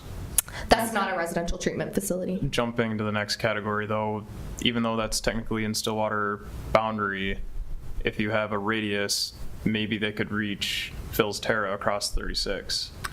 You're saying the one that's to be built? The whole property. Right. The whole property would be included. It's one big property. So based on the way why this is would the written. courthouse be buffered? Because the courthouse is building a residential treatment center for homeless people. Okay. This is a new. Oh, so it of wouldn't a be the whole buffer building. zone. It would be the residential treatment facility part of the building that we would measure. Which from. is right on 36. Right on 36. Yeah, so then there would be a 500-foot buffer from them under this ordinance. Which would encompass Phil's Terra. Yeah. And again, we're talking cannabis, not hemp. Correct. Well, I think it will, yeah, complicate things on that other category too. Can you zoom out, Mr. Rife? Yeah. Zoom in on that northeast Yeah, that corner. northeast corner is where my mind goes the whole conversation. Because yeah, the commercial district is going to be fine. There's plenty of space there, but it's that. We're limiting a lot Are of you it. talking the Washington County campus? In this, Yeah. that area? Because we're limiting Phil's anyway because of the park. Well, under you've this got, rule. I mean, if Walgreens sells, there's a whole, I can't imagine Walgreens would be selling cannabis. they've been listed for sale for, the building's been for Oh, sale the for years, building. yeah. Yeah. Okay. So if they sell that, you know, you got the Advanced Auto, you've got the Lakeview, which won't ever get rid of that because they just upgraded that building. There's all those businesses to the west of the new hospital building and The bowling alley would be limited under this currently. Couldn't utilize the bowling alley. I don't think there's any businesses on the east. No, that's all residential. But there's that strip there. But yeah, that whole box in the center Yeah. could be potential, and it's going to be butted up against the new emergency housing and the courthouse, which has a jail. Are they actually providing treatment? That's what they told us. They said that it's on the record. transitional and you have to be clean and. And the reason they're building it there is because they can provide I think treatment. we'd have to look at that. But they'd once be it's living constructed. there? Yeah.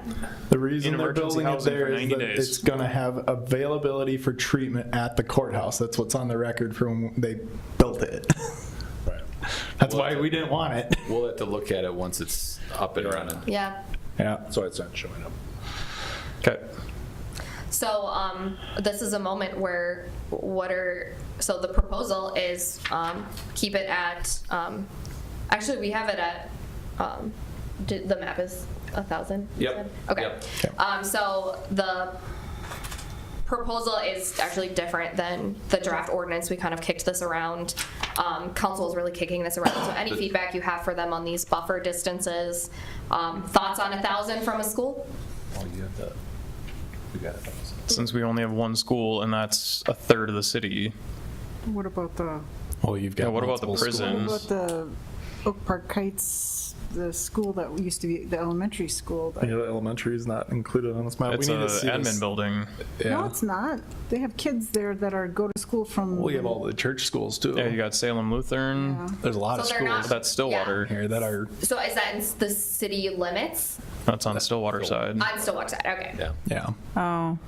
It limits a lot. There's a lot more on this map that's limited that we didn't draw. This is deceiving. This isn't a very accurate representation. It's not. I mean, even up there in the corner, there's the daycares. So this isn't. But the thing to good to keep look in at. mind, though, is right now, what's being proposed are the maximum distances. Yes. Right. So, So I think- what are your thoughts on So- 1,000 from a school? I don't think we should have For drugs cannabis. in our community. That's my thoughts. Yeah, unfortunately, we can't prohibit. So what I've heard from a lot of councils is, let's start with the most prohibitive type activities and direct staff to come back in 1 year, once we know what a cannabis business looks like. So all the proposals are the maximum at this Pretty point. much. Everybody's just proposing the same thing. at this point. I would do the max because our city's in such a unique layout and shape.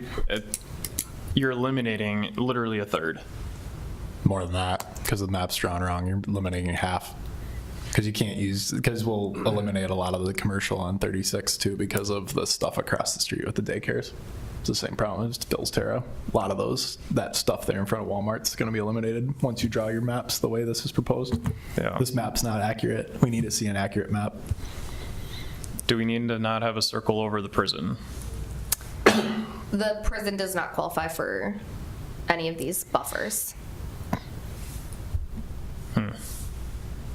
So I'm seeing, I heard one person. What are the other thoughts on, well, it sounded like you were 1,000 from a school, max? Well, my statement was I don't think we should have drugs in our community, but we have I'm to. deferring to these guys because they're younger than me and they're Well, it's not more about age, right? flexible. It's, we have to allow You have to something, allow them, and so- We have if to we allow the something. max. If we allow if we do the max, which is what everyone's going to do because Minnesota is going to supersede the rules eventually anyway because they don't know what they're doing. This is what every city's doing. They're just doing this. They're cookie cuttering it because no one knows what to do because it's not a I will clear say rule. not every city's doing this. Actually, it's about 50-50 for my clients. Whether they're Bayport, no distance requirements, pretty much. I think it's a huge tax opportunity. I think we are going to be hurting greatly in 3-4 years because of the decisions the city council's made, and I think we're looking at a 20 to 33% tax increase in the community, and I think this is just If anybody handcuffing us has- again. If anybody is interested in doing this. Right. And I think it's a tax opportunity. the taxes for this, there's a 20% tax, I believe, on these. 10% goes to not the state, and it's like local, and that is divided up among everyone in the area, basically from the county level, to a proportion that isn't clear. I don't think that's accurate. I think, what about the cost of accidents and police to clean up those accidents? And like, you're not looking at that side of the equation. I mean, I understand that, yeah, whatever.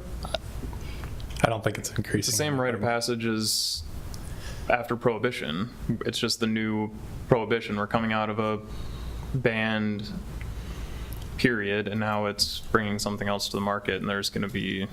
So you said 10%. I think it's 10%, and then, or I can pull it up. There's an FAQ that we have on the League of Minnesota Cities website that we can send out to y'all. So while the city attorney's pulling that up here too, another item of discussion here is the distance between cannabis businesses, the retail cannabis business. So we have within the ordinance here that we're proposing is it's 1,000 feet between the retail cannabis businesses, and just looking for feedback, from the Planning Commission on how you feel about that. We can certainly dial that back if you're thinking that's too much. Well, when you think but about it, that's a it's starting point. like a football field. It's pretty much a football field. If that's that would be the minimum from the ordinance, right? Or is that just like throwing a dart based on your recommendation? That's the maximum they can make, or that's the be the max. minimum. That's the maximum that we're allowed to by state law. We couldn't do 2,000, for instance. But you Yeah, can't. we could do. You can we do can't zero. do more. We can do zero. You can. But we can't do more than You can do 1,000. zero. Can't do more than 1,000. Yeah. 1,000's the max.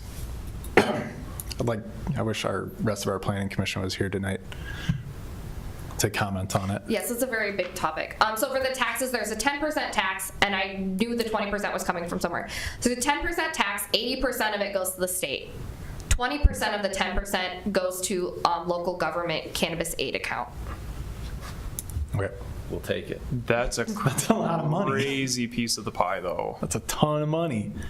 To the state, not the city. So when you talk Yeah. about the plant, the state gets the majority Yeah. of it. It's Yeah, still a lot there's of not money. going to be a significant windfall of money that is going to come into the city. And we're Unless gonna we get a be left to clean manufacturer up the mess. like we have with Liftbridge.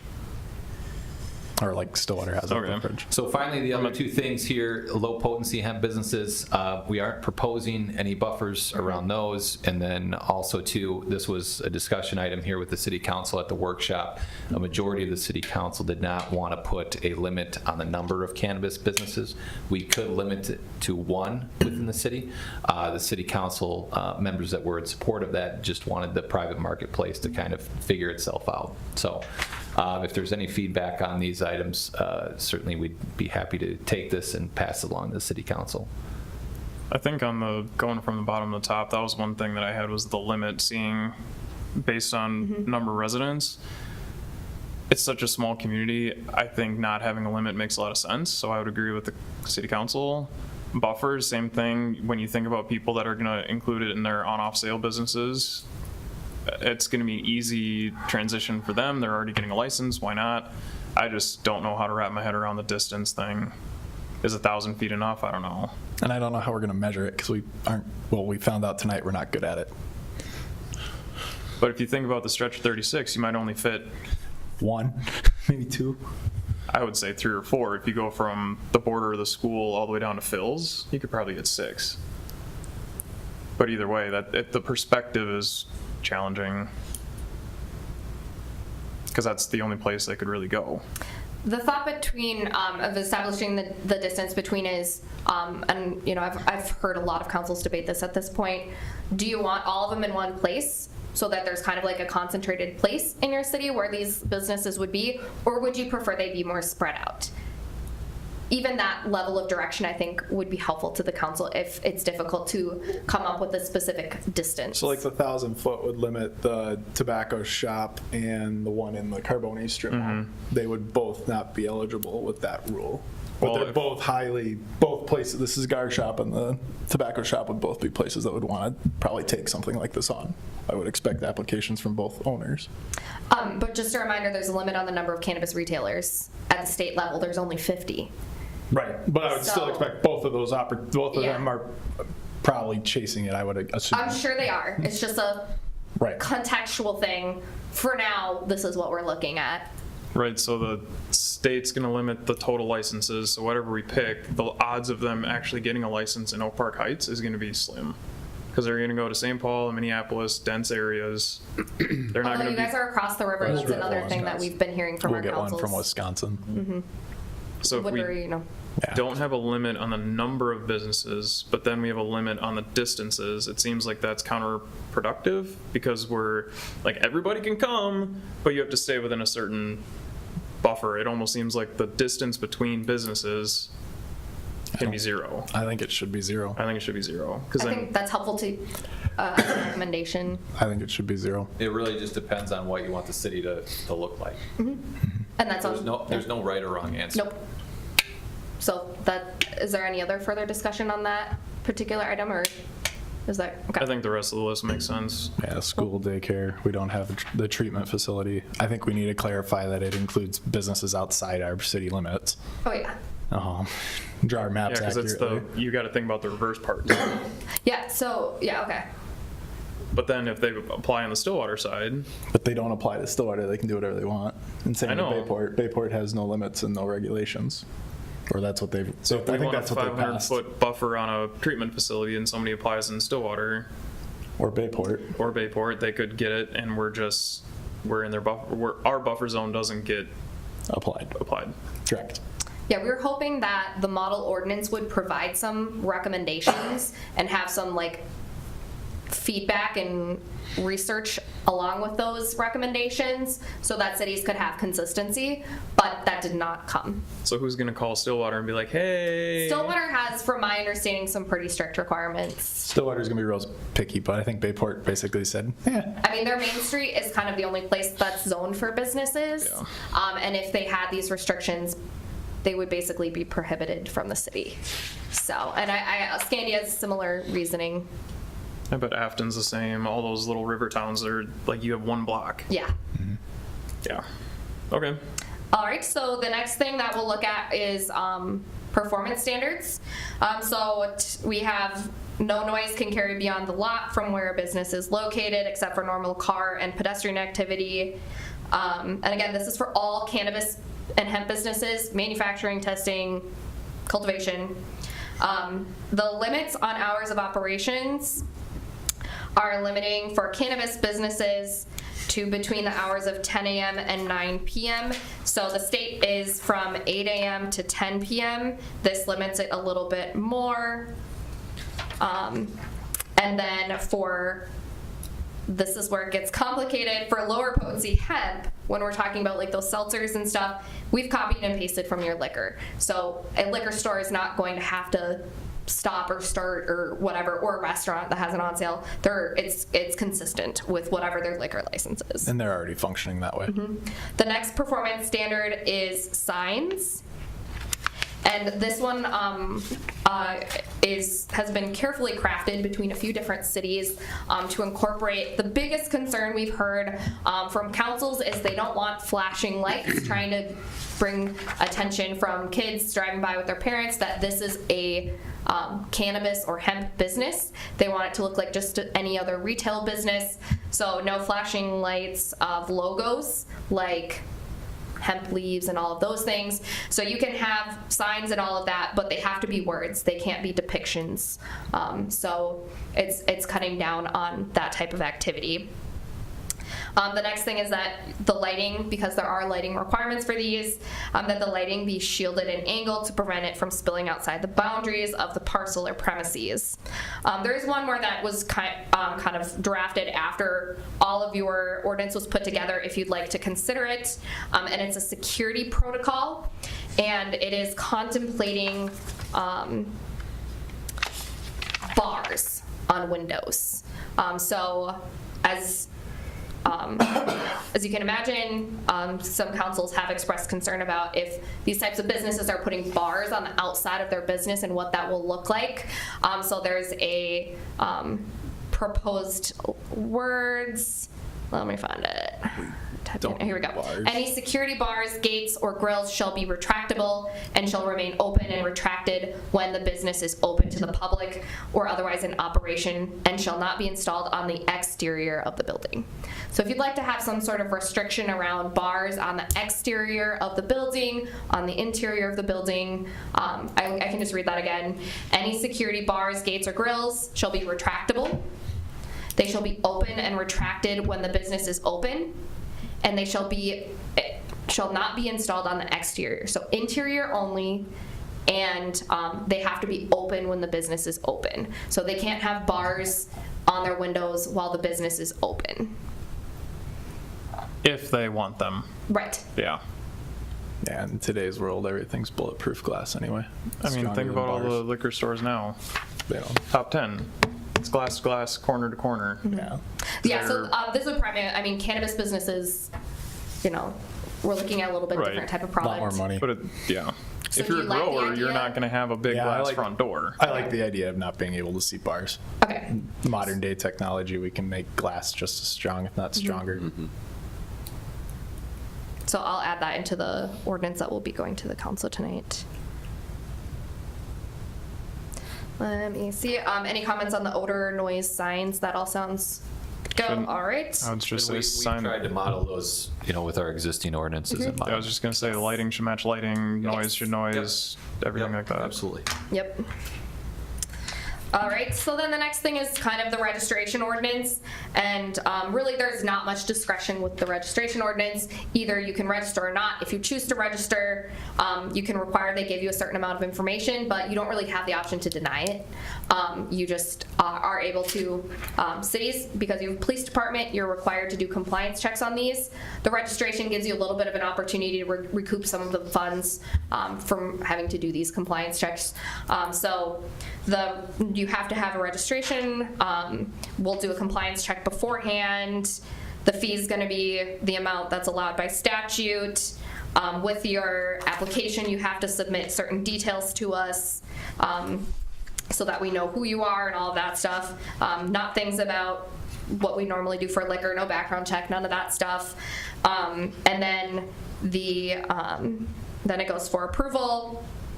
And then they have to renew it. It's tied to the particular location and the particular applicant, so you can't transfer it and all of that stuff. If you move, you have to reapply. Let's see, suspension options and then penalties.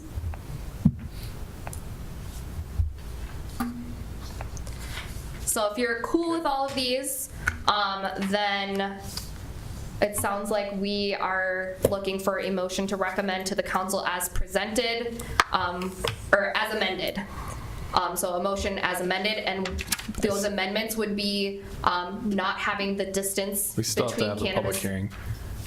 Oh, yeah, so, you're right. Yeah, but to clarify the changes that you guys have discussed so far, having no distances between cannabis businesses, and then adding the security. Is there any other items that you guys had opinions on? I don't think so. Good feedback. Okay. Thanks for going through that. Yep. Is there anyone? Okay, I'm going to open the public hearing at 8:16. I entertain for the zoning ordinance 401 amendment. Is there anyone from the public that would like to comment? I make a motion to close the public hearing. I have a motion and a second to close the public hearing at 8:16. All those in favor say aye. Aye. Motion carries. My only question is, do we want to table it till the rest of the planning commission is here to have a comment? So I'm going to request that you don't, because the OCM, we don't know if we'll be able to get this adopted before the licenses are happening. We want to get something in place, or staff is recommending to have something in place by Jan 1. So we'd strongly encourage you to take action on this. We can always circle back on it, a year from now and revisit the regulations. You're going to miss your opportunity if you don't just go for it. Yeah. I don't see a risk of those that are not here being in opposition to what we've talked about. Okay. It's pretty cookie Jim's cutter. a We're big following the ordinances, the standards. I'm not seeing a risk of kicking the can down the road. So I make a motion to approve as recommended, including the amendment as discussed, including the distance adjustment. What did you guys do between in the distance businesses. again? What did you? Zero. 0, and then the security requirement of having that inside the building. Second. I have a motion and a second. Is there more discussion? All those in favor signify by saying aye. Aye. All those opposed, I signify by saying nay, because I think we should have included the other 2 planning commission members, but we'll send it to the city council with approval and recommendation from the planning commission. What about their vote on the other 2? Rhetorical. I think we should have had them here for, the other ones. We had So comments. did you vote nay in recommending this to the council? I voted nay. So then this isn't recommended to the council because we don't have a Quorum. quorum. Oh, No. We have a quorum. yeah, just- Yeah, we'd need to have a It doesn't have to majority be- vote. I voted against recommending it currently without Brandon and But you have Jim a Kramer's quorum of recommendation. 3, and you still have a majority of. Of the quorum? I don't know the rules. I'm sorry. It's not a I haven't one-to-one. run into this before. It's not a 1-to-1. It'd be If 2 to 1, so it'd be 6 if you got your quorum with 3, and you have 2 people voting for something, that is fine. I'm not familiar with your planning commission. Doesn't matter. It ordinance. goes to the city council either way for the final decision. Doesn't Our it? recommendation is just that. I don't know. Or does it stop? Because they make the As final. long as you have a quorum, and you have a I'll majority. defer to the planner because I don't know your planning And commission a majority ordinance. of the people of the present. quorum. Okay. That's what I then thought. It's approved. But- okay. Yeah, so it's Under not a ordinance. statutory thing. Yeah. This whole thing, that's the city council has statutes, but y'all are governed by ordinance. Right. So I don't know that very well. Yeah, so you should be fine. Okay. Do we have any new business? Do we have any old business? We have meetings. Tomorrow night, we have the city council meeting. I'll be there from 6 to like 6:40, and then I have to leave. And then it looks like you're there for January. We're not having a meeting in December, I guess? December 10th, there is a meeting in December. Okay. But that'll be before the planning commission meeting.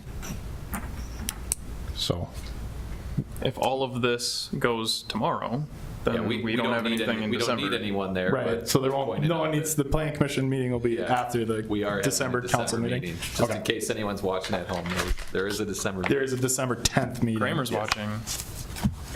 Probably is. I would. I move we adjourn for the evening. Do I have a second? Second. All those in favor signify by saying aye. Aye. Motion I mean, carries. nay. Thanks, everyone. It's a long ordinance, so I'm